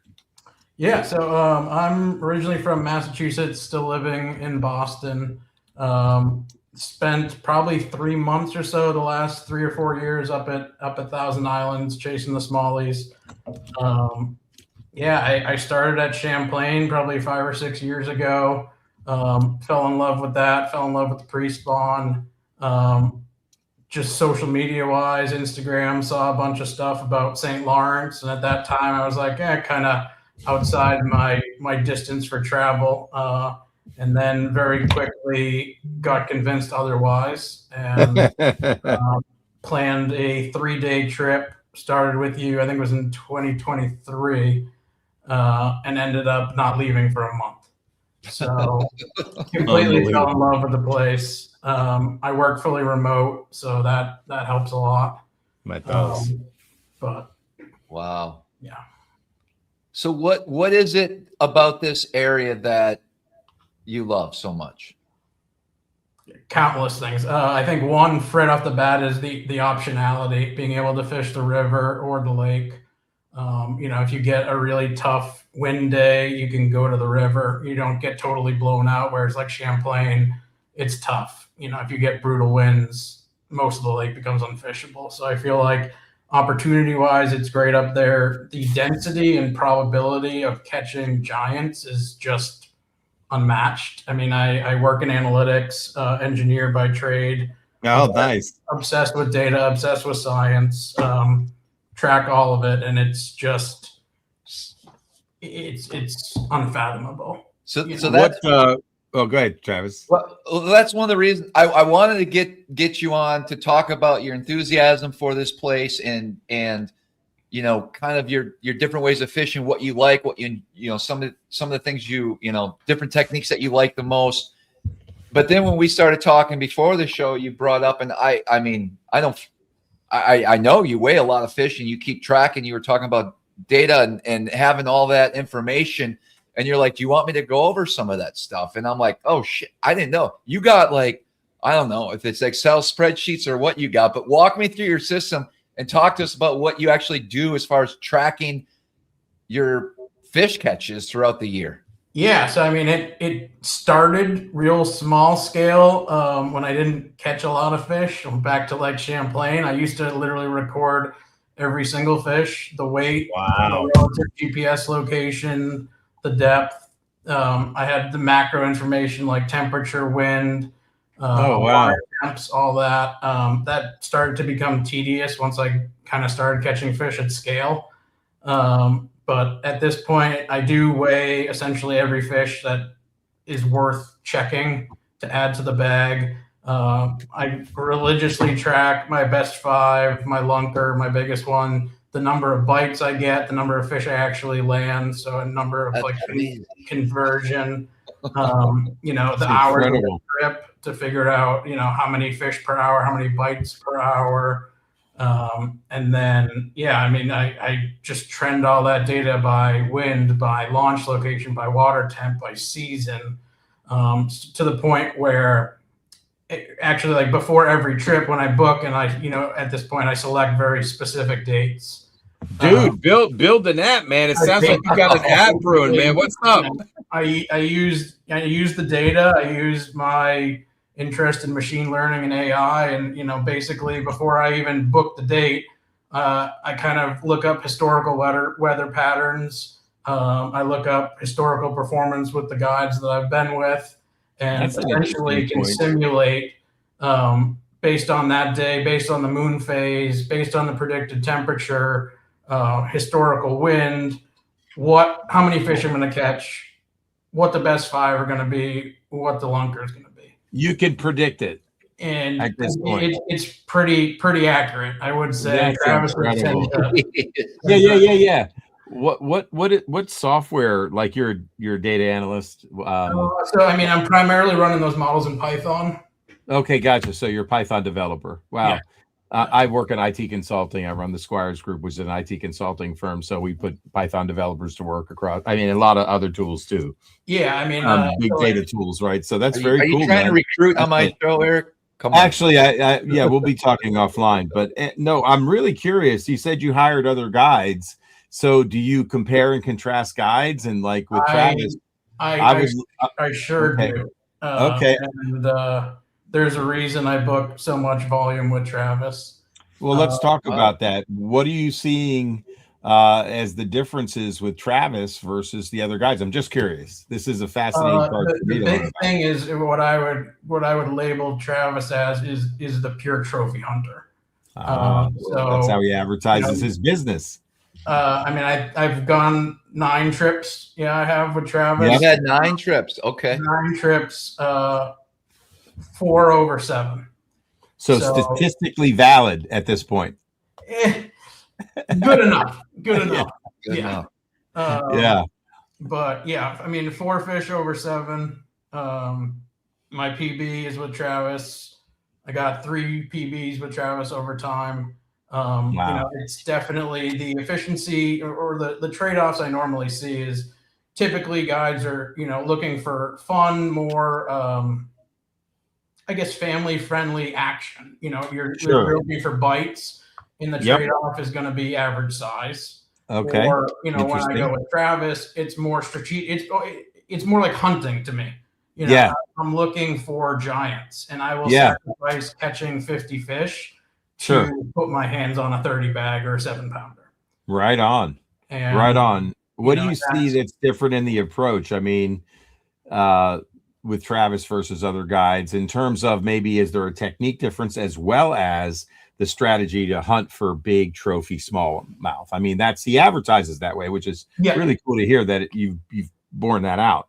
Yeah, I mean, I think the big thing that I see again from guide to guide, and where the biggest discrepancy comes in is, obviously success is time on the water, but it also matters by efficiency. If you're wasting your time on the water is kind of pointless. And then in the inverse, if you don't have a lot of time but you're highly efficient, you can also produce big results. So I think basically the waypoints that he has, the rocks he has, the intimate knowledge of, I guess, the lake and the river, and basically seemingly all sections of it across all seasons. He has it patterned unbelievably. And that pattern recognition over large scale, over sample size will produce the big results. And very cool. That's essentially what is proven. Yeah. I mean, if I'm looking to catch 30 fish, I can do it, and I can find someone, I guess, relatively cheaper, but it's like, what's the trade-off? I mean, if I'm looking for 30 fish, I could rent a boat and go on Champlain now. I got enough, base knowledge. I mean, and that's the cool thing with fishing with a bunch of different guides is, everybody has slightly different techniques, slightly different beliefs, slightly different technology, experience. And then so at this point, I feel like I've kind of created just this toolbox of knowledge where it's kind of optimized from a bunch of different angles. So it's fascinating. And then I start to see fascinating. Yeah. Very cool how you've analyzed it, and that you're using your technical skills to do it is fascinating to me, being in the business of technology consulting. So I had to ask what software you're using, but and the way that you've described the differences from Travis and how he approaches it to other guides, and that you've tracked it in a very analytical and organized way, and the efficiency. I mean, I think Travis certainly prides himself on being efficient on the water. If you've watched his show at all, you've heard him say that a million times. He's got a system, his gear's proper, and I think the very cool, very, very cool testimony. So 8 trips. I knew it was a lot. Nine, Travis. Nine. Hey, unless you have Travis with his memory? Counting that one that we I don't know if you remember that one where I'm gonna share a couple stories with you, okay? Because I do run a lot of guide trips, right? So every day I'm out there, and I can't remember them all. I know we fished a bunch. I want to say, this is my memory serves me right, I think the first fish you ever caught with me, let's see how good I am here, I think it was off of an island in Chippewa Bay. Precisely, yep. Okay. It was shallow enough that we didn't even need this. I mean, it was sight fishing. Yeah. Yeah. All right. And then I also feel like you caught a really big fish at the end of the day in the river in about 19 feet of water. I would say, yeah, it was pinging between 19 and 20 feet. Yeah. 690. Okay. Yeah. Off the bed. Yeah. I remember. Sunny day. I think we ended up with 40 fish that day. I think 29.40 was the bag. Okay. And that was my first ever trip on the St. Lawrence. All right. And guys, listen, you had him at the lost city of Atlantis. Have I had him there yet? Yeah. I don't know what you mean by that. Honestly. I'll show you the next time we're on. He's been to a lot of places with me. I'll let you know when we. Well, that's a question I have, and I do want to make.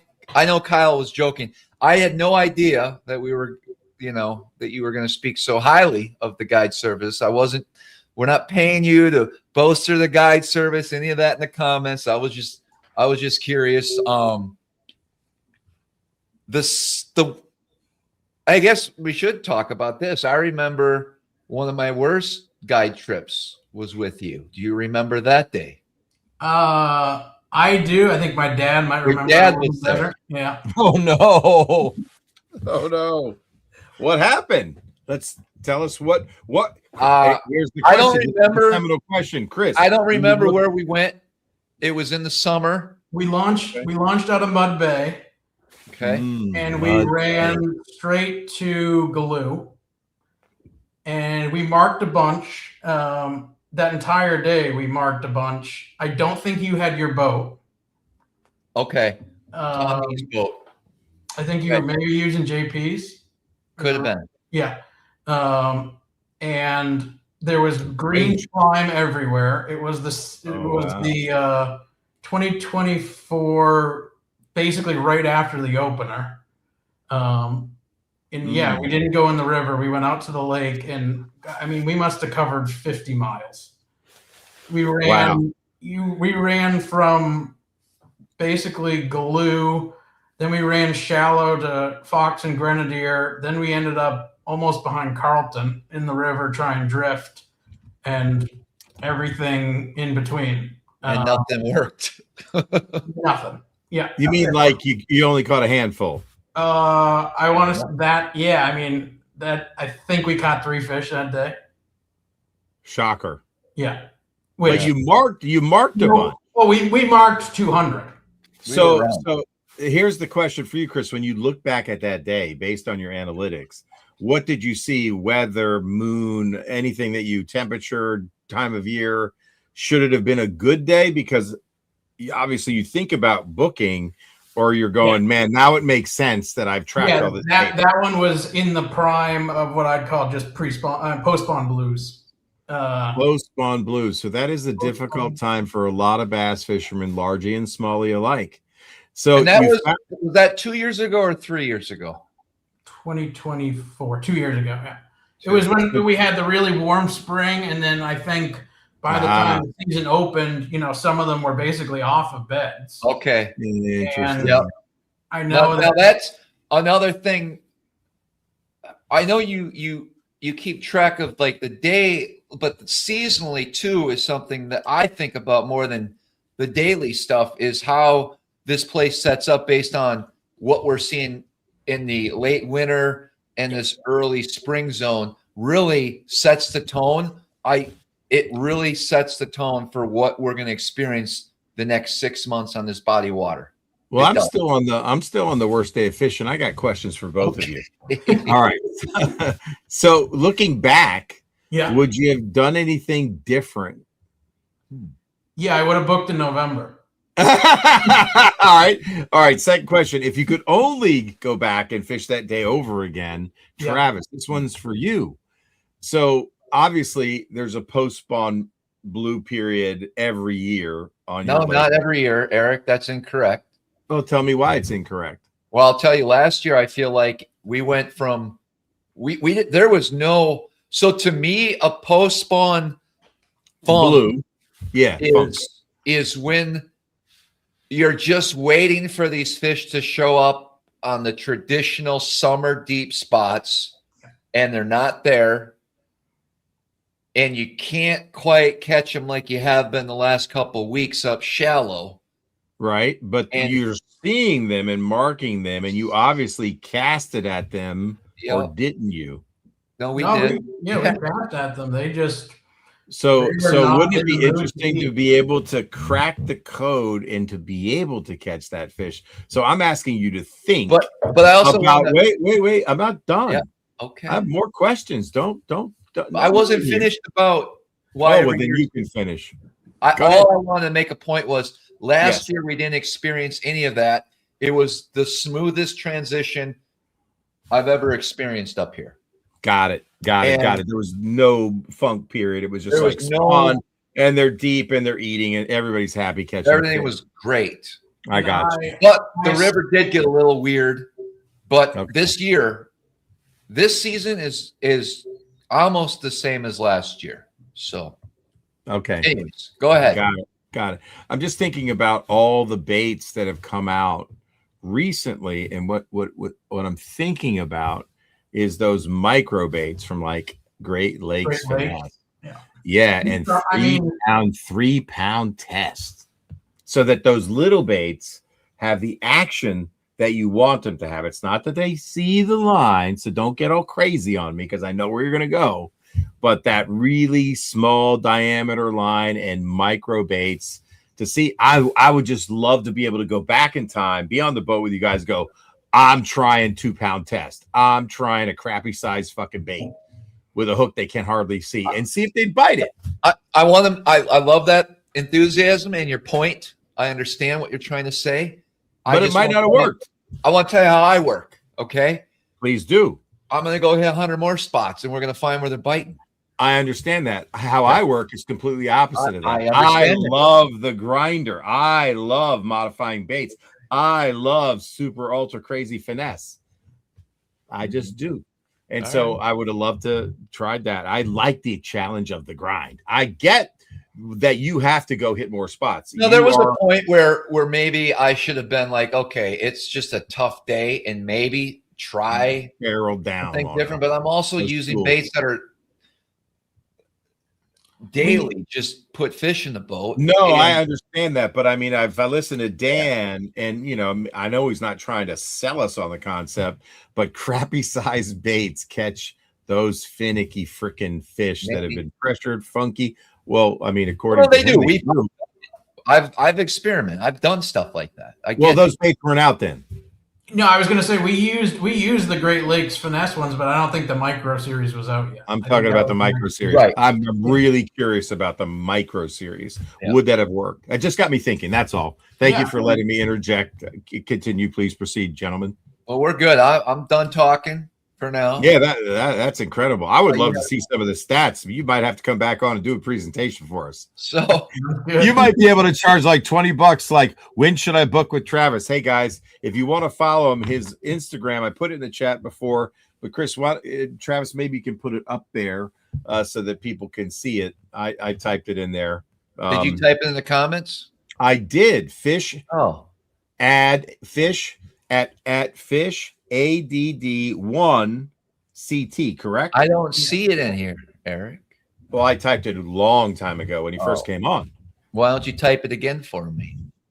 Okay, Travis, I thought maybe you could put it up below his name. But, you know, Chris, we have in page 80, we're technical here, right?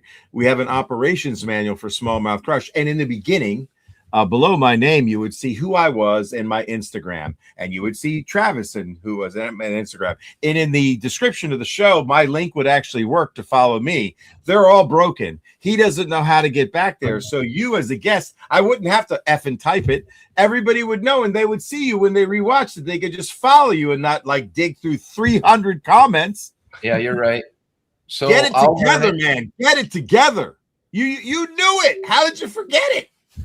Well, I don't know how to do it now. Like, I would have to chat GPT it. Relearn it, yeah. You talk to chat GPT every day. Me just ask the freaking question. How can I put our names in StreamYard? All right. We'll get it. We'll have it figured out by next Dude, you show. told me you're going to fix my link 3 years ago. It's still your link's fixed. Okay. No, it's not. I'll go right now. Anyways, show everybody, my link's broken. Everybody, you should be outraged. All right. So, Chris, we fished 9 times together. We had one pretty bad day. Tell me some other stats. I'm interested. What's your big for 9 trips? What's our biggest bag? Biggest bag is 30-50. Okay. Three fish per hour on average. Our average bag is 26. Our average lunker is 610. Okay. Yeah. And yeah, 4 over 7. So it's crazy, man. 40-something% of the trips are 7+. You know, you take out that one outlier that, you know, to Eric's point earlier, might have skewed the small sample there. Sure. You know, throw that out, right? Yeah, I mean, you pull that one out, you know, you're looking at like $27.50 for an average bag. What was your favorite day fishing with me? I'm gonna say the first one, honestly. Really? Pretty cool. Wow. And that's crazy. I mean, that was the first day I had ever seen the river. Yeah, and I've done like. I think I did the math from the data. I put in 1,100 hours the last 3 years. So that's crazy. 1,100 hours. Yeah. Apparently, update. I'm not even in the description anymore, Travis. You must have modified it. I'm completely wiped. It's like I don't even exist. Okay. So listen, guys, I'll see you next week when he gets me on the stream. Chris, it was awesome meeting you. You guys have a great night. My name's Epic Eric. I'm the co-host of Smallmouth Crush. You can find me on Instagram 3 ways: Legendary Lakes Tour, Epic Eric's Bass Lab, and at Epic Eric Official. Even though it's not in the description, for some reason, I've been erased. Have a great night, everybody. Pleasure to meet you. Bye.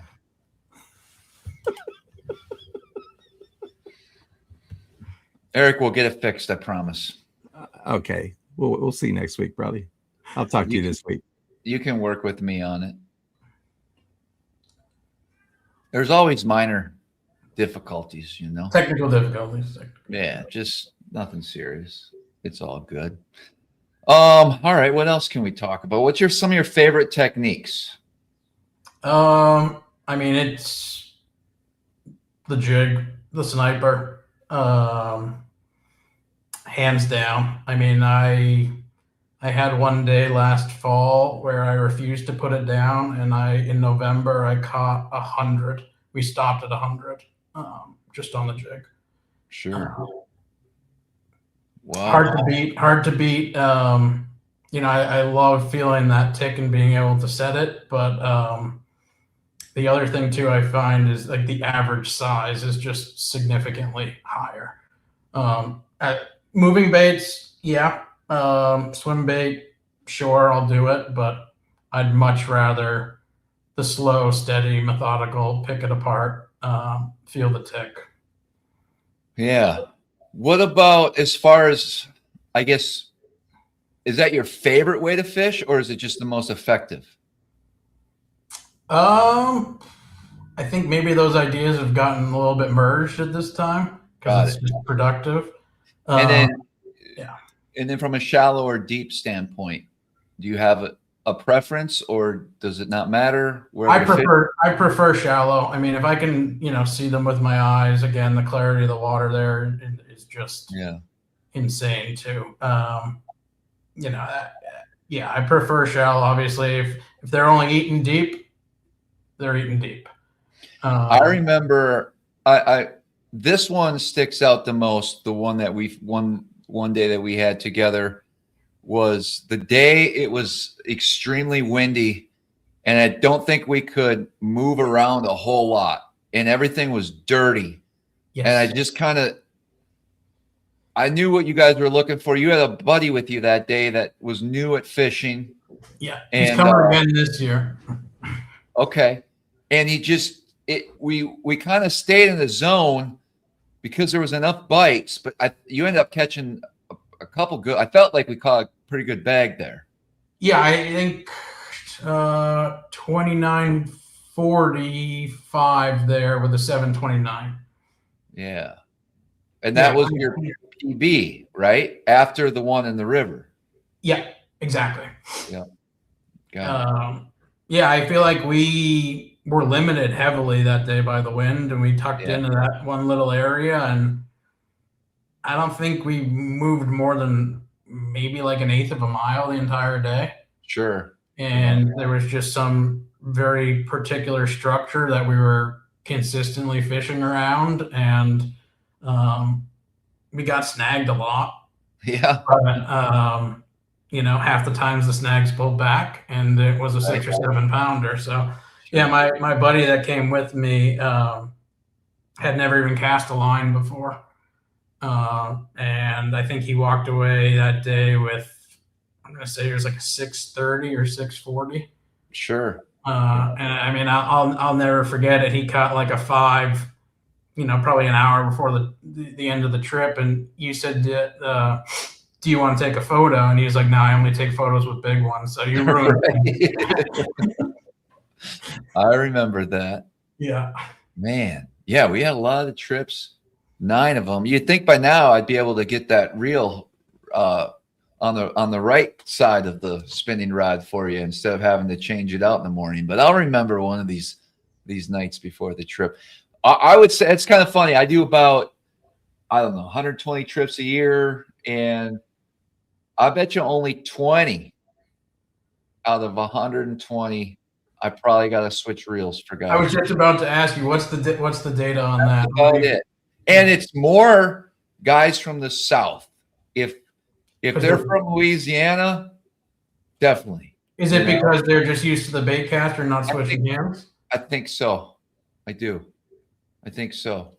And yeah, like I said, it's rare. For me, it's foreign. If I was trying to reel like you, it's so awkward, but everyone's kind of, I'm sure it feels different. Yeah, it's, I mean, because I am right hand dominant. So it's interesting, but like, sure.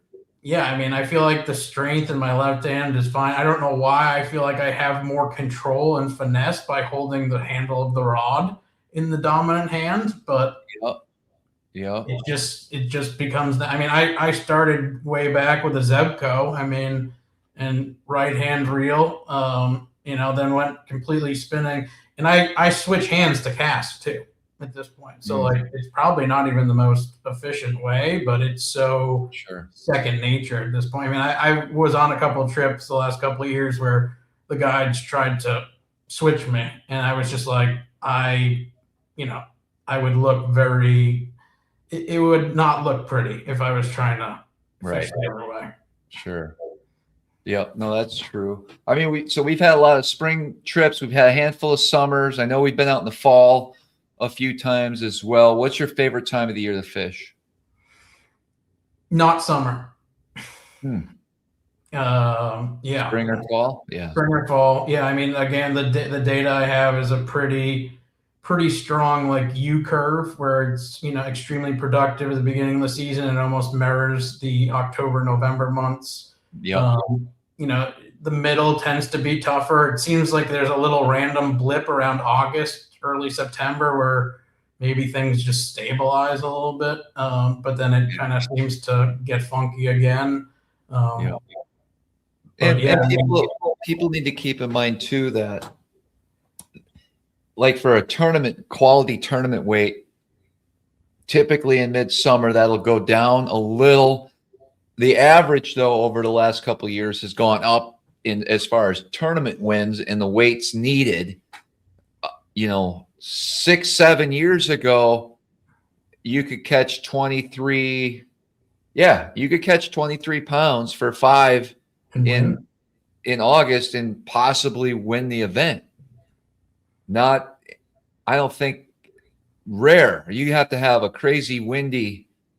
It's almost rare now to see. You have to have 25 pounds to even.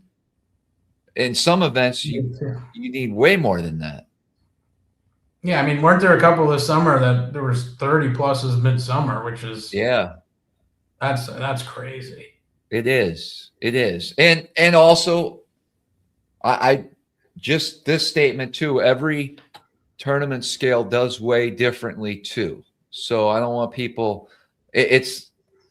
There's not one scale for the same. I don't know what I'm trying to say. I guess what I'm trying to say is I'm not saying those bags aren't legit, but some tournaments weigh slightly higher. We'll just put it that way. Might not be much. Might be could be a half a pound. It's not like that for individuals. It's for the whole, everyone that comes through on that scale. So, but it's definitely, the weights are definitely going up. I think the fishing's, you hear things like, a slump or a downhill decline, just some sort of cycle in fisheries. I mean, I've been fishing up here since 2012, and fortunately, we just don't see that. We see fish using different areas for sure, maybe different, I wouldn't say different ways of feeding, but definitely different zones. Some years they'll use an area a lot more than others. When I caught the 8.5 2 falls ago, there was a state record brought in that zone. Plenty of 7.5s that month in that area, and that was never. I've never seen that area produce that type of weight before. And then last year, it really wasn't. At least I never hit it where it was amazing. There was fish there. I caught fish throughout the year in that zone, but it was nothing like it was the year prior. And we see that on this system all the time.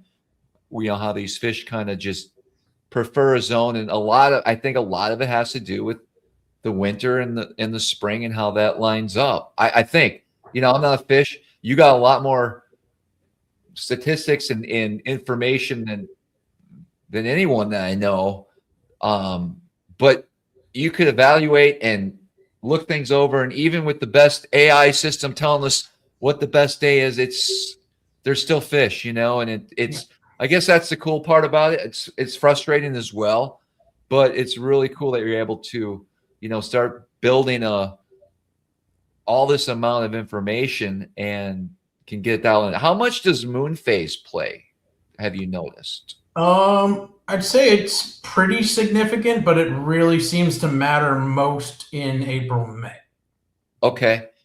Do you take account into I guess what do you see the biggest determining factor is from a conditions on a daily standpoint, whether it be barometer, wind direction, things like that? What's the biggest, or what's the thing you would look at? One or two things that you would say, today might be a pretty good day versus today might suck. Yeah, I mean, wind direction, wind speed. I think that there's a big correlation there, just because you're often limited for where you can fish.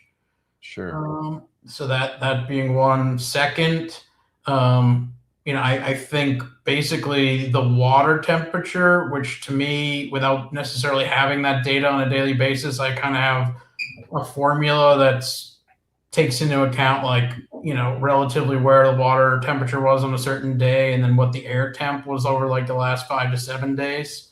Mm-hmm. So I think kind of that rolling air temp, which then gets translated into water temp. If you start to see our decline in the spring, summer, no bueno. If you start to see that in the fall, actually is like a indicator that things are moving in the right direction. Okay. Sure. Huh. So what is it about, I guess you said the summer months, it's just, what's your typical goal now when you go out? Do you still enjoy catching numbers? Is that why you said summer's kind of like your least favorite, because it's not, you might not get a 7, right?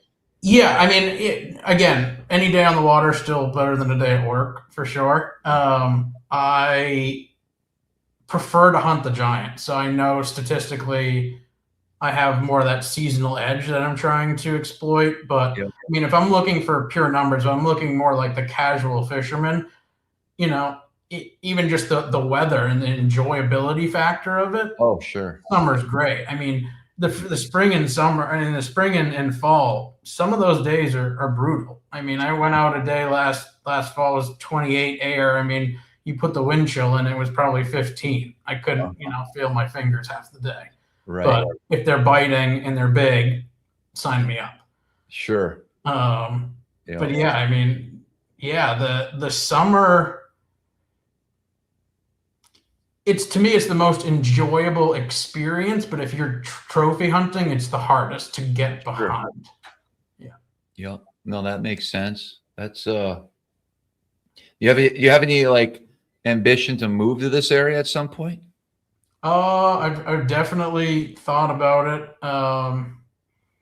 Yeah, I mean, I actually looked at a couple of places 2 years ago. Didn't pull the trigger. Kind of regret that at this point, but right. With work being remote, kind of the option is on the table. So, what's your second favorite body of water? Is it Champlain, or do you have another one? Yeah, Champlain's my second favorite. Scenery there. I love the scenery at Thousand Islands. The way I think about it, there's 1,800 islands that you can see with your eye, plus God knows how many more that are underwater. Sure. But it's relatively flat. There's no real mountains. Mm-hmm. That's the only one downgrade versus Champlain. Champlain to me it just feels more, I don't know, it feels more upstate in a way. It just feels more mountainy lake kind of feel. But I also, at this point, I'll go there and I'll target lake trout. I'll do deep lake trout jigging in the summer. Sure. But it's again, Thousand Islands in a way has ruined some of the other fisheries, because I'm like, a 4-pounder now just doesn't get me as excited as it used to. Right. Have you ever just wanted to do or target like largemouth up in this zone, or have you ever done that? I did some largemouth on Champlain. I'm actually doing some Cayuga this spring for largemouth.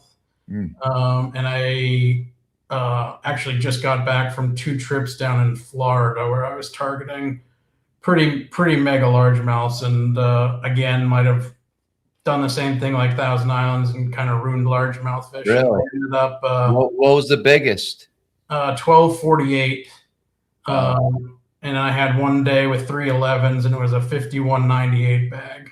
Oh, geez. So just absurdity. But same thing, trophy hunting. I mean, we were literally fishing 6 to 10 fish a day, very particular, very precise casts, particular movements.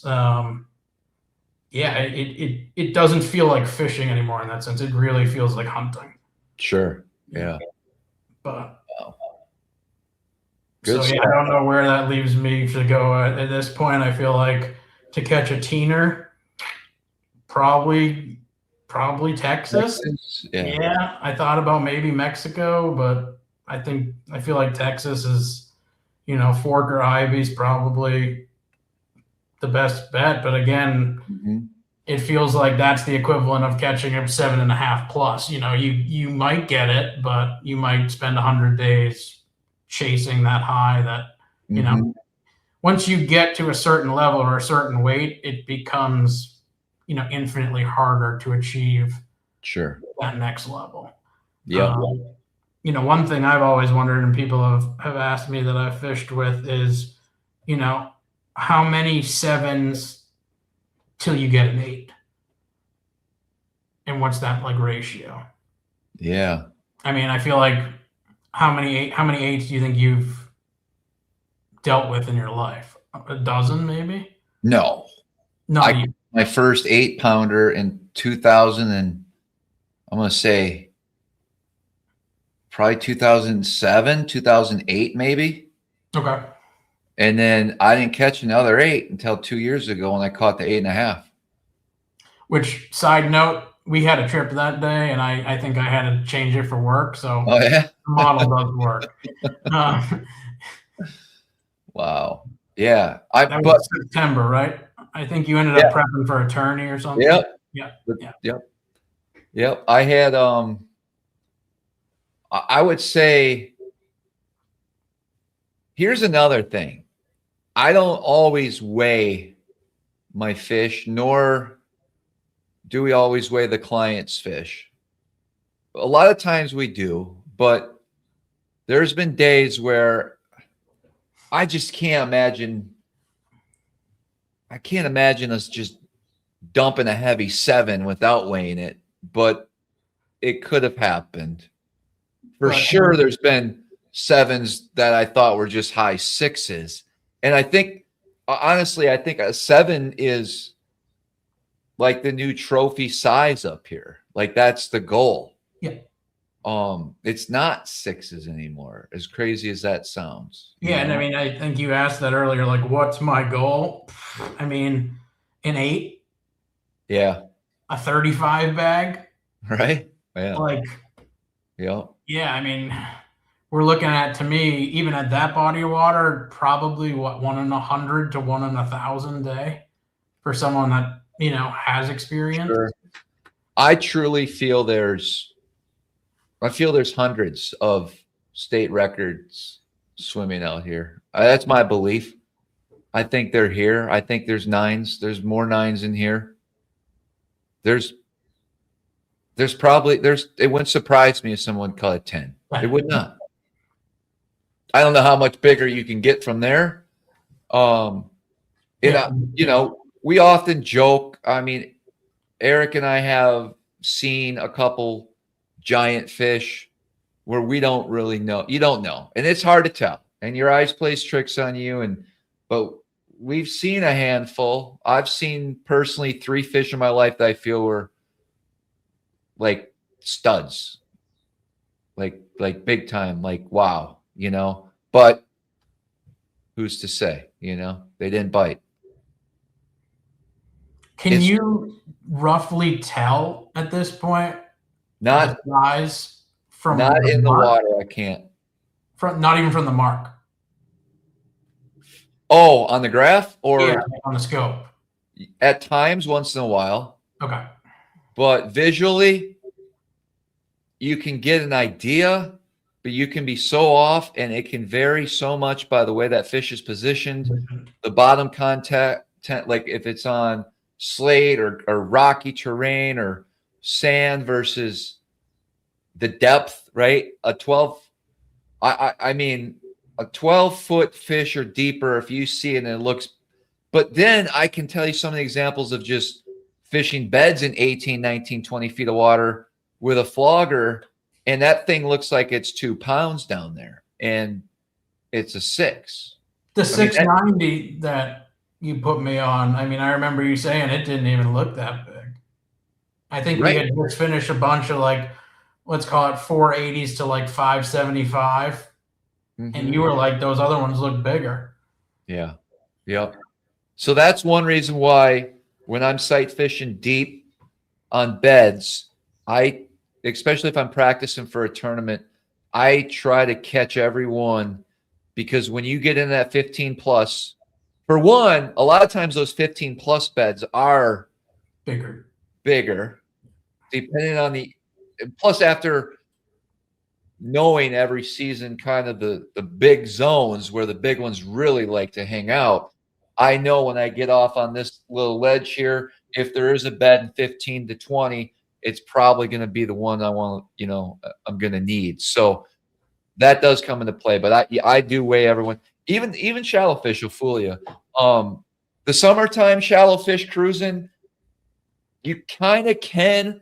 I feel, and some days it's the color too. If you find a big dark one, a lot of times that's real shallow, solo, and it varies in the zone that they're in. But I at least know that's a worthy fish that we gotta try to catch and not spook and really present our bait perfectly to this fish, because there's a couple of those zones that I have where I just know they can be monsters. And so, yeah, when I see them, I know, but there's a lot of times you'll see a fish 8 feet away and man, you don't know. And then right when they jump, even when they're still below the surface, you don't know. Right. Truly.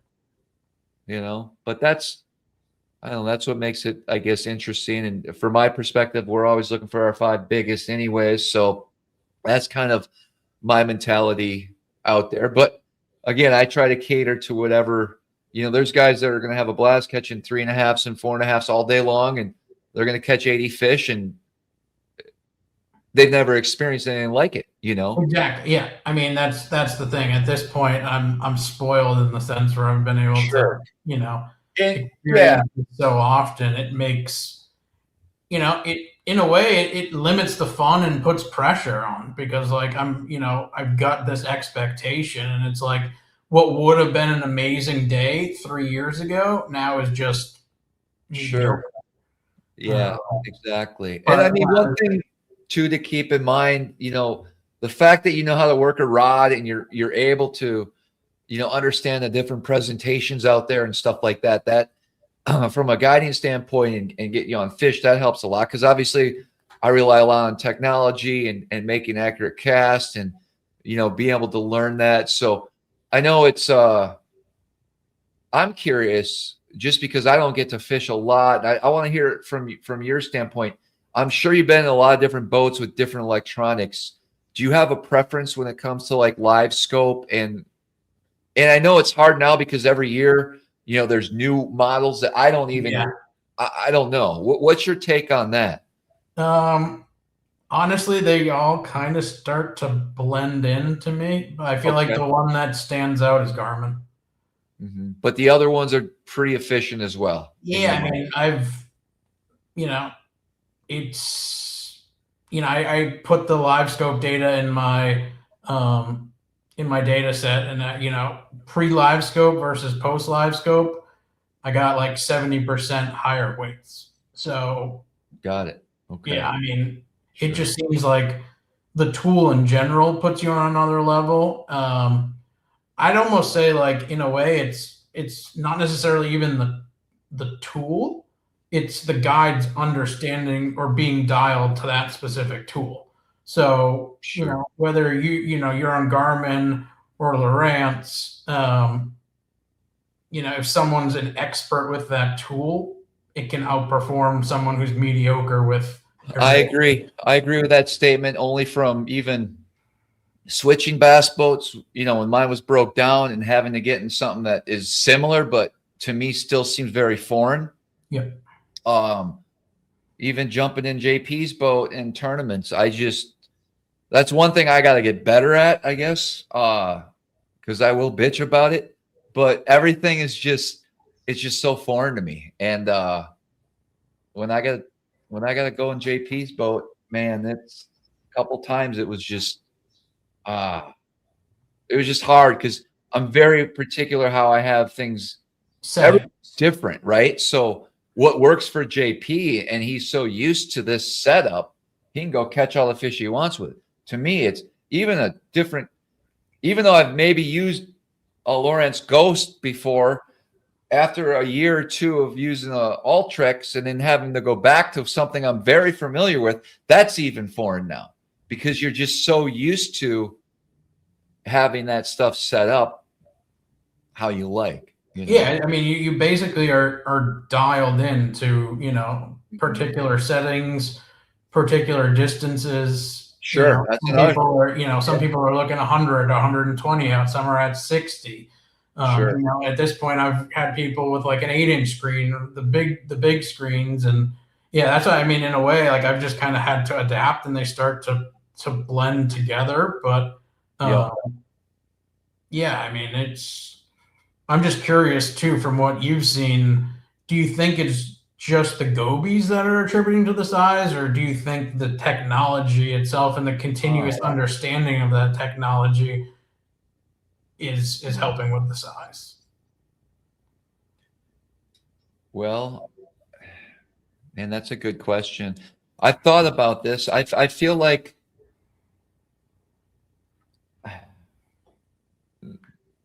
not even fish catches or seeing fish. I think the structure, having even side image as well as your forward-facing sonar for finding structure, which holds fish consistently, has been a huge benefit.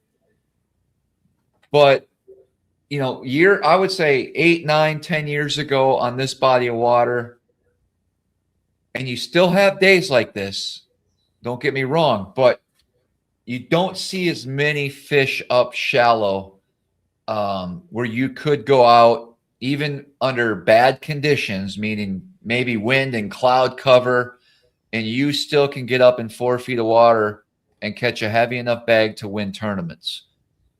I don't see it as spread out like that, like it used to be. And I don't think it has anything to do with fishing pressure up here. I also don't think it has anything to do with sonar beams, things like that. I think it has to do a lot with the structure and some of the algae growth that we're experiencing and some of the slime in areas that didn't have slime. I don't think the fish are using the shallow stuff as much. They still do. I don't want to like say they don't, but it's not like it used to be. That's my experience.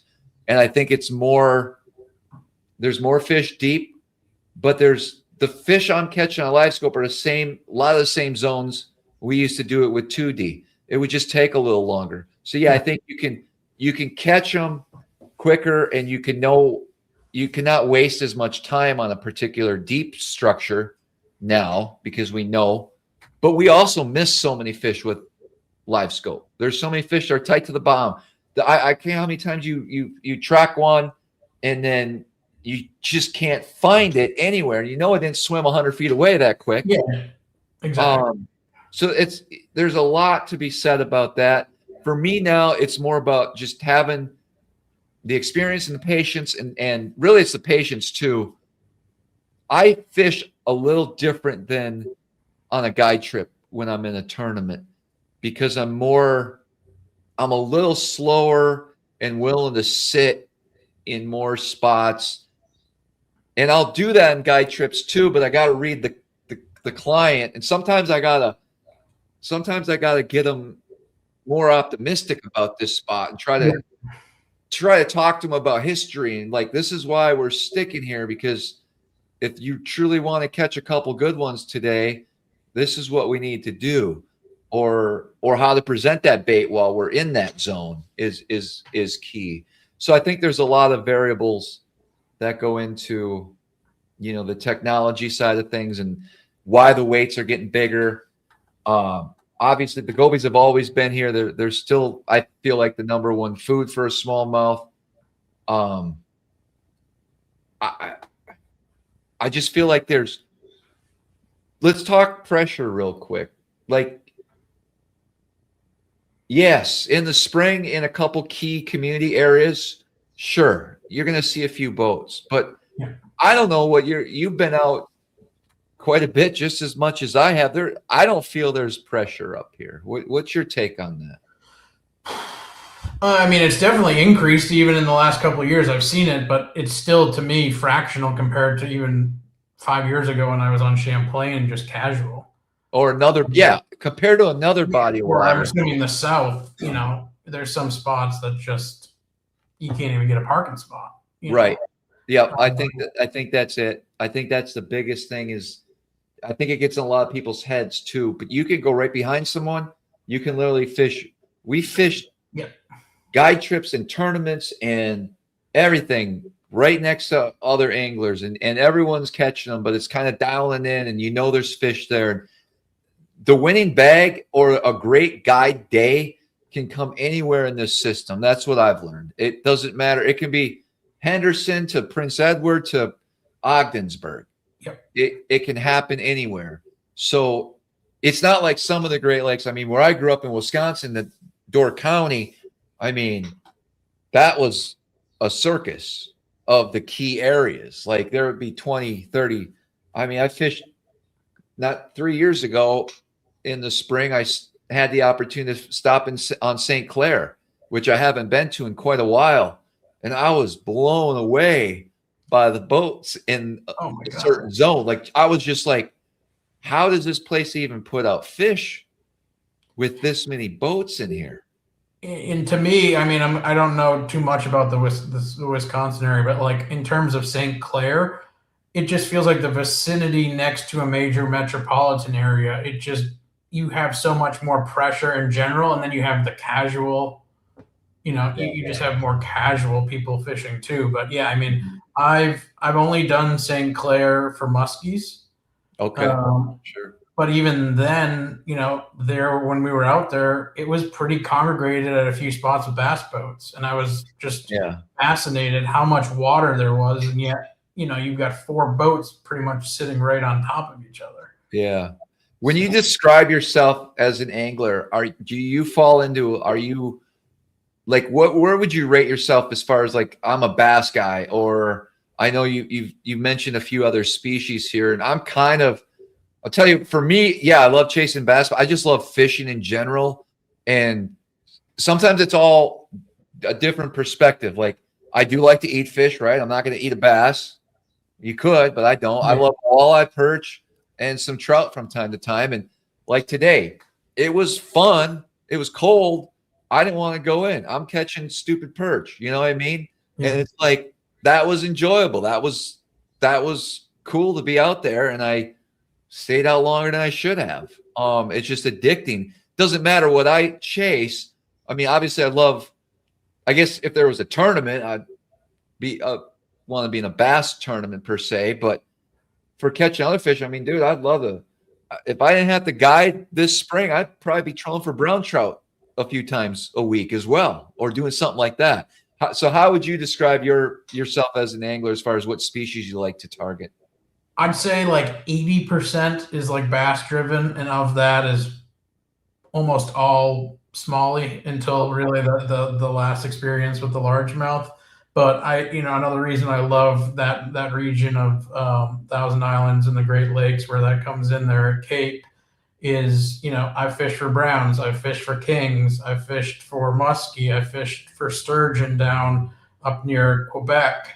Yeah.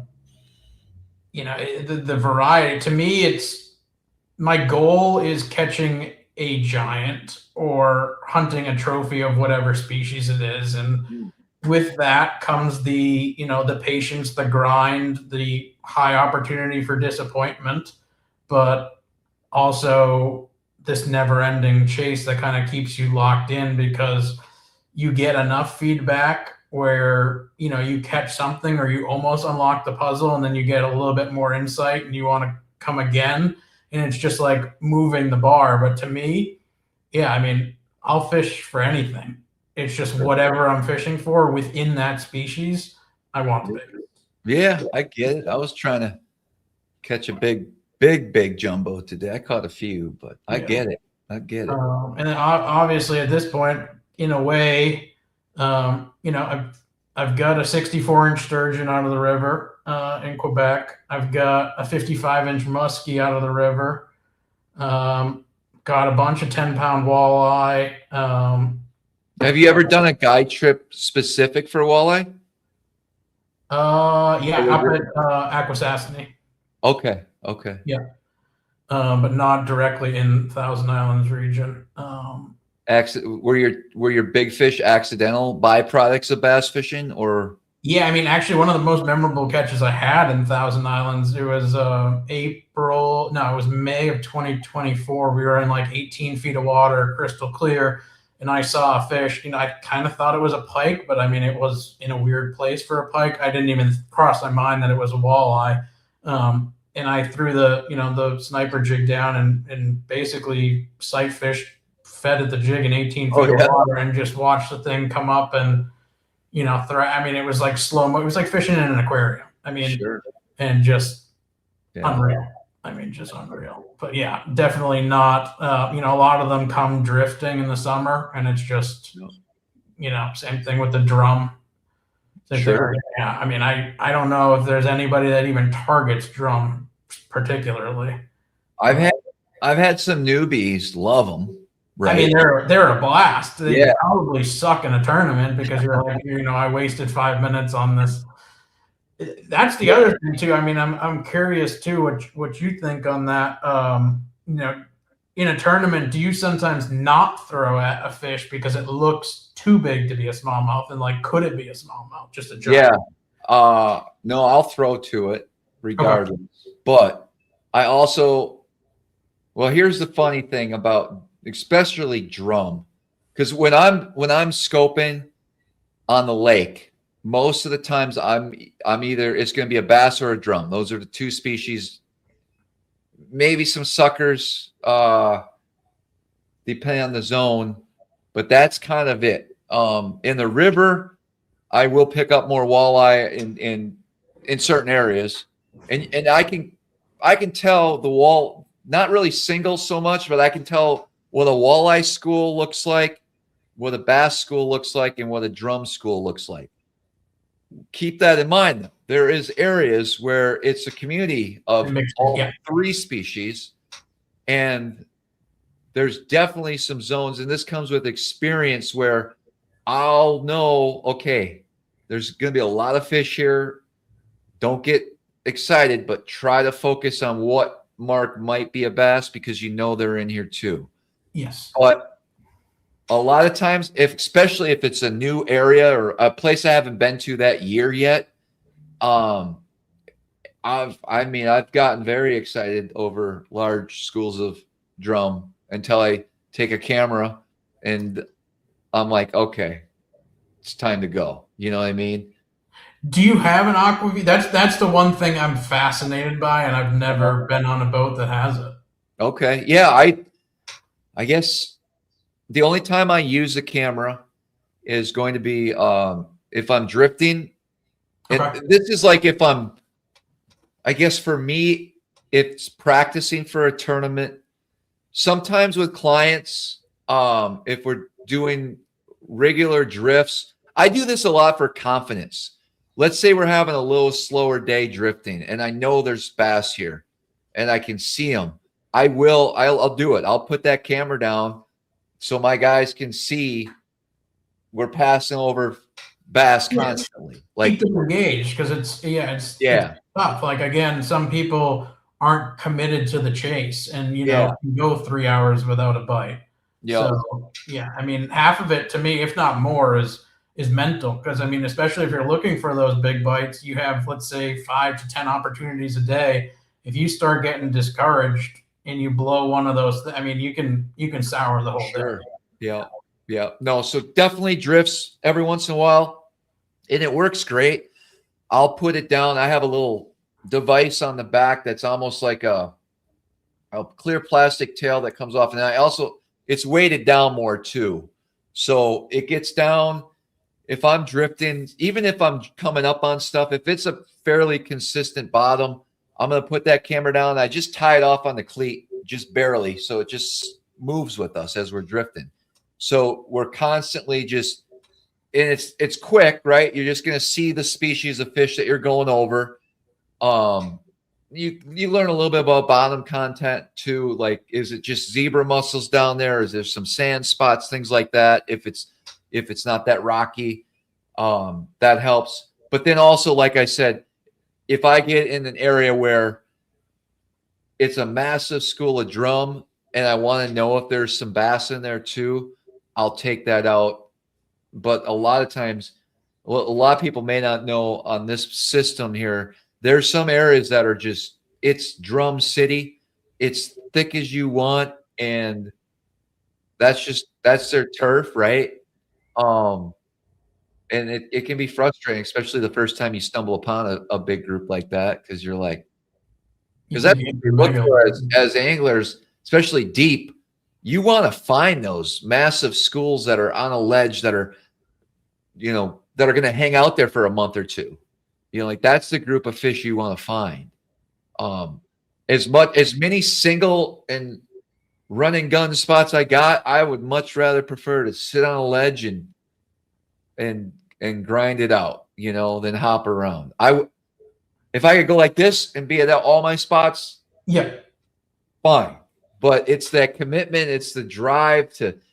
I mean, I might have a spot I'm thinking of, and I got a spot over this way, but it's 2.5, 4, 3 miles this way, and it's 12-mile-an-hour wind. There's like, does it make sense when we could just keep going this way too? Like, there's all those thoughts. I mean, I run over so many fish. We all do, as we're going to the next idea in our head. But yeah, it's a wild place, man. I'm excited. We got a few days this spring lined up, so we'll see what we can do. Get those statistics up. Maybe get a PB. That'd be nice. Yeah, I mean, we basically need 750 now. I think 745 is the Yeah. Somebody in the comments had a question for you that I think you covered. Lake Erie Lee, he goes, what type of baits catches you the biggest fish? I think you kind of lean towards, you think the sniper, right? Yeah, I mean, I think in general, jigs for the bigs. I feel like you're indirectly targeting the bigger fish with that. I mean, that day that I had 100 on the jig, I'm going to say one was under 3 pounds. Do you have any techniques that you wish you would have the opportunity to throw more and try, or not real? I'm just curious. I mean, I'd love like a giant swim bait or like a giant glide bait, just a bigger kind of moving baits have intrigued me. I just, again, having the smallmouth bias and being, primarily Thousand Islands, I haven't really tinkered with that as much as I'd like to. What about techniques that may not be as popular now? Carolina rig and things like that. Have you had the opportunity to do that up here? Yep. So I've done Carolina rigs in the river, mostly drifting. I'm trying to think what else. Well, that leads me another question. So you drift you've probably done a lot of drift trips, obviously, if you're fishing the summer in the river and whatnot. Three baits or three techniques for me come to mind. Football head. Yep. Well, I mean, you could drag finesse stuff too, but let's just keep it. And of course, tubes. But I want to know these. I kind of break them down three ways: jig, drop shot, or Carolina rig. Yep. What do you feel is the most efficient way to drift that you've experienced? Efficient to catch big fish or efficient to get bit? I guess I want to hear both. Efficient to get bit, drop shot. Okay. But I feel like it's more river rats. I feel like it's a lot harder to get the bigger ones now. At least the last couple of years, I feel like I haven't had many big ones on drop shot. I'd say in terms of big ones, if again, you're gonna have to pry the jig out of my hand most of the time. So drifting that. To me, Carolina, I have got some big ones on drifting. I feel like if they're not biting the jig, I'll go to the Carolina. To me, the drop shot is the last option, even though I know I'm probably going to get a lot more fish. That's a direct trade-off for me between average size and quantity of fish. Got it. Yep. That's one. I mean, I carry 2 Carolina rig rods with me, but man, maybe a couple times a year I'll throw it.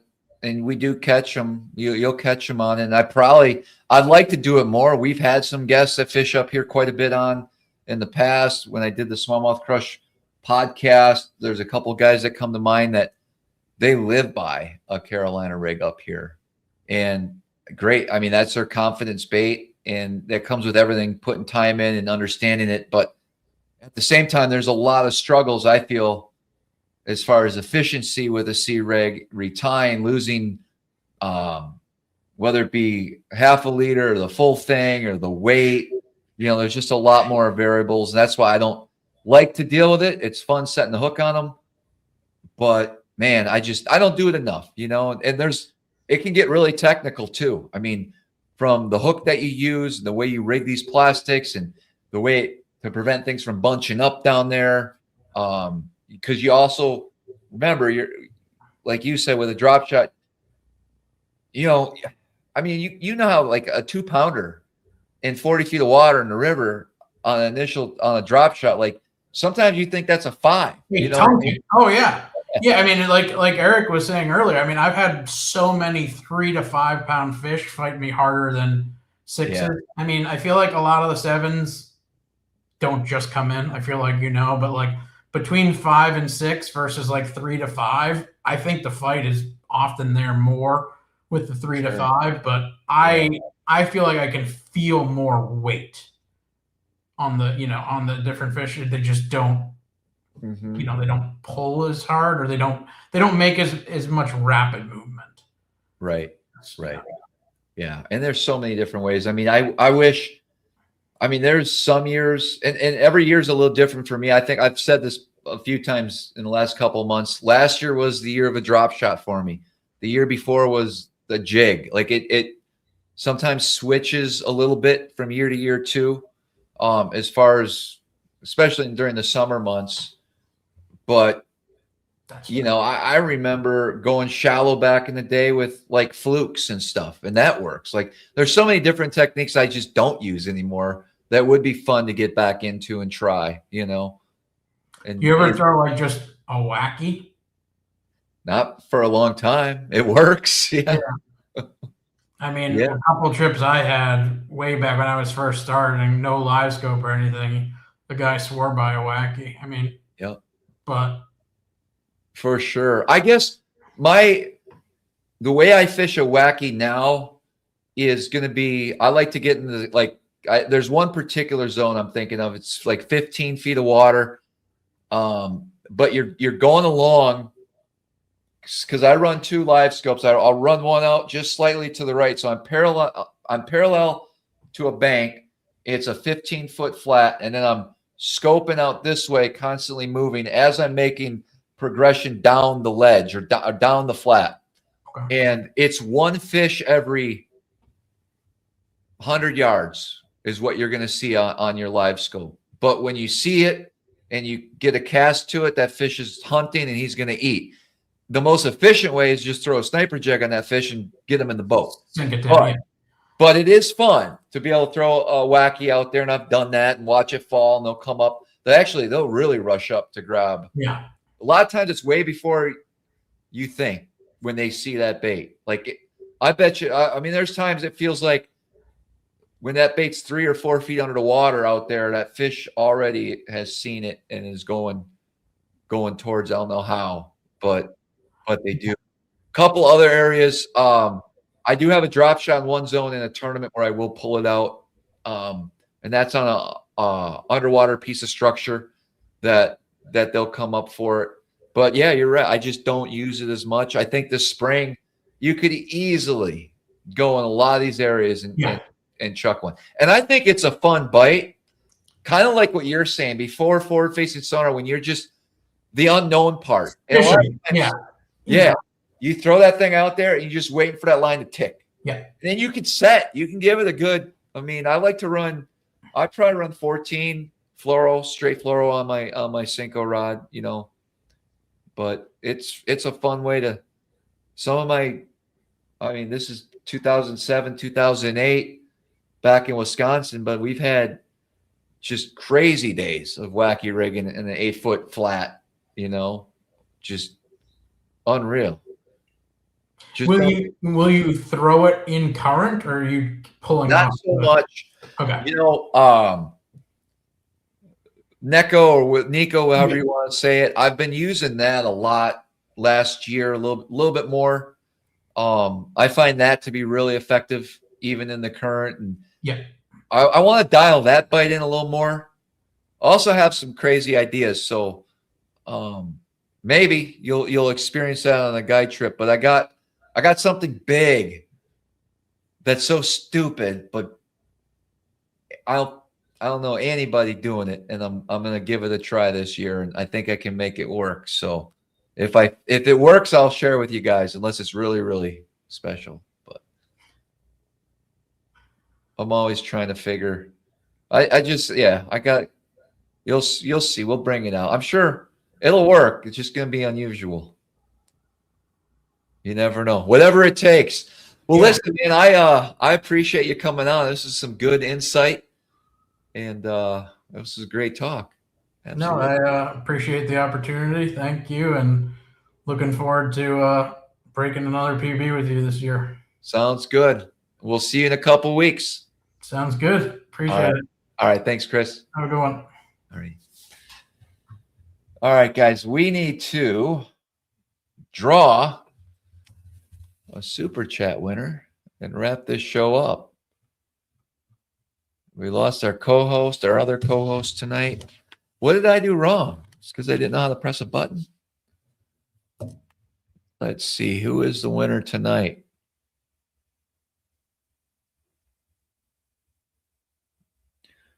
Dun, dun, dun. All right, here we go. P. Herbert 21. Congratulations on the super chat. If you could reach out to me with your mailing address, we'll get that out tomorrow. What else we got? I'm just reading through some of the comments. No, I was glad to have Chris on. I reached out to him about a month ago and just thought it'd be cool because I can see how much like just passion, especially for this area, you know, driving from Boston over here. I think he's staying here for a couple of weeks again this spring. And it's just like, man, I mean, I would do the same. When I was living in Pennsylvania, I was up here as often as I could. So I get it. If anyone's interested in booking a guide trip with me, I do have a few dates left. I got 2 key dates still in June. Early season's full. I may be able to squeeze in an afternoon trip if you're up in this area and you want to get out with me. And we also do a lot of afternoon trips in June and July, and into August. Not so much September, October, just because of the window of light kind of, I think by end of September, you can't even get on the water sometimes until 7. I guess 6:30. I don't know. Try to keep track of that. But I like to get out there early and run the full day, and then we do run half day 4-hour trips in the afternoon.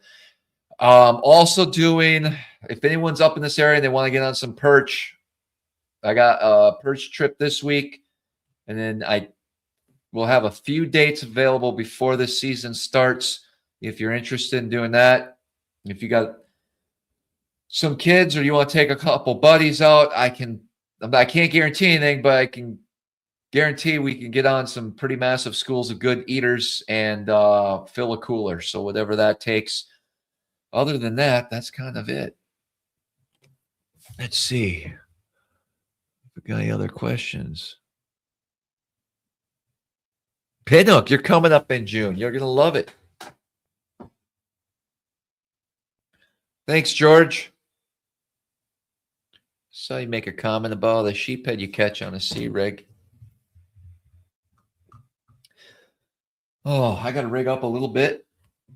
Not tonight. I still got a whole 5-gallon bucket of perch. Unfortunately, it's going to be in the 20s tonight, so I just set them outside. They'll stay good till tomorrow. Lake Erie Lee. So the perch, how far offshore? I'm kind of in the river. There's a lot of great places to fish out on the main lake. But today I was in the river and we were right there. So I caught fish. There was fish in about 15 feet of water that were a little tricky. They were moving around, not because of noise or pressure or none of that. They were just, the schools were moving fast today, especially in that 15 to 30 foot range. I just couldn't stay on them. I was frustrated ice fish. I ice fished this spot this past year. And same thing. You would drill a hole, you would forward face, you would see that there's a school 80 feet that way, and you'd go run over there, punch more holes. And these are deep fish. You know, they're 50 feet, 40, 50 feet. They weren't spooked by the auger. It was none of that. They were just moving so fast. And we really couldn't stay on them. You might catch one or two, and you just couldn't keep them there. At the end of the day, today, I found a mega school that stayed put. Must have been thousands of them underneath the boat. And it was a big area. As soon as you drop it down, I was in 64 feet of water. As soon as you drop to the bottom, you'd instantly get a bite. You either get them or you take your bait. And it was just totally nonstop the rest of the day. I almost was late for the live show. I stayed out there, but George, the current water temps 30, 36, 35 in some areas. So it's still, yeah, Lake Erie Lee. I showed a picture of my graph earlier tonight. That's just 2D. So it's 35.79 degrees here, but that was the school of them down there.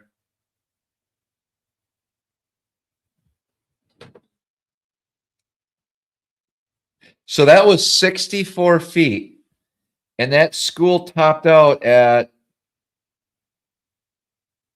about 30 feet. So they were on the bottom and suspended up 30 over a very wide area. The thing is, up here, there's no limit on perch in Jefferson County.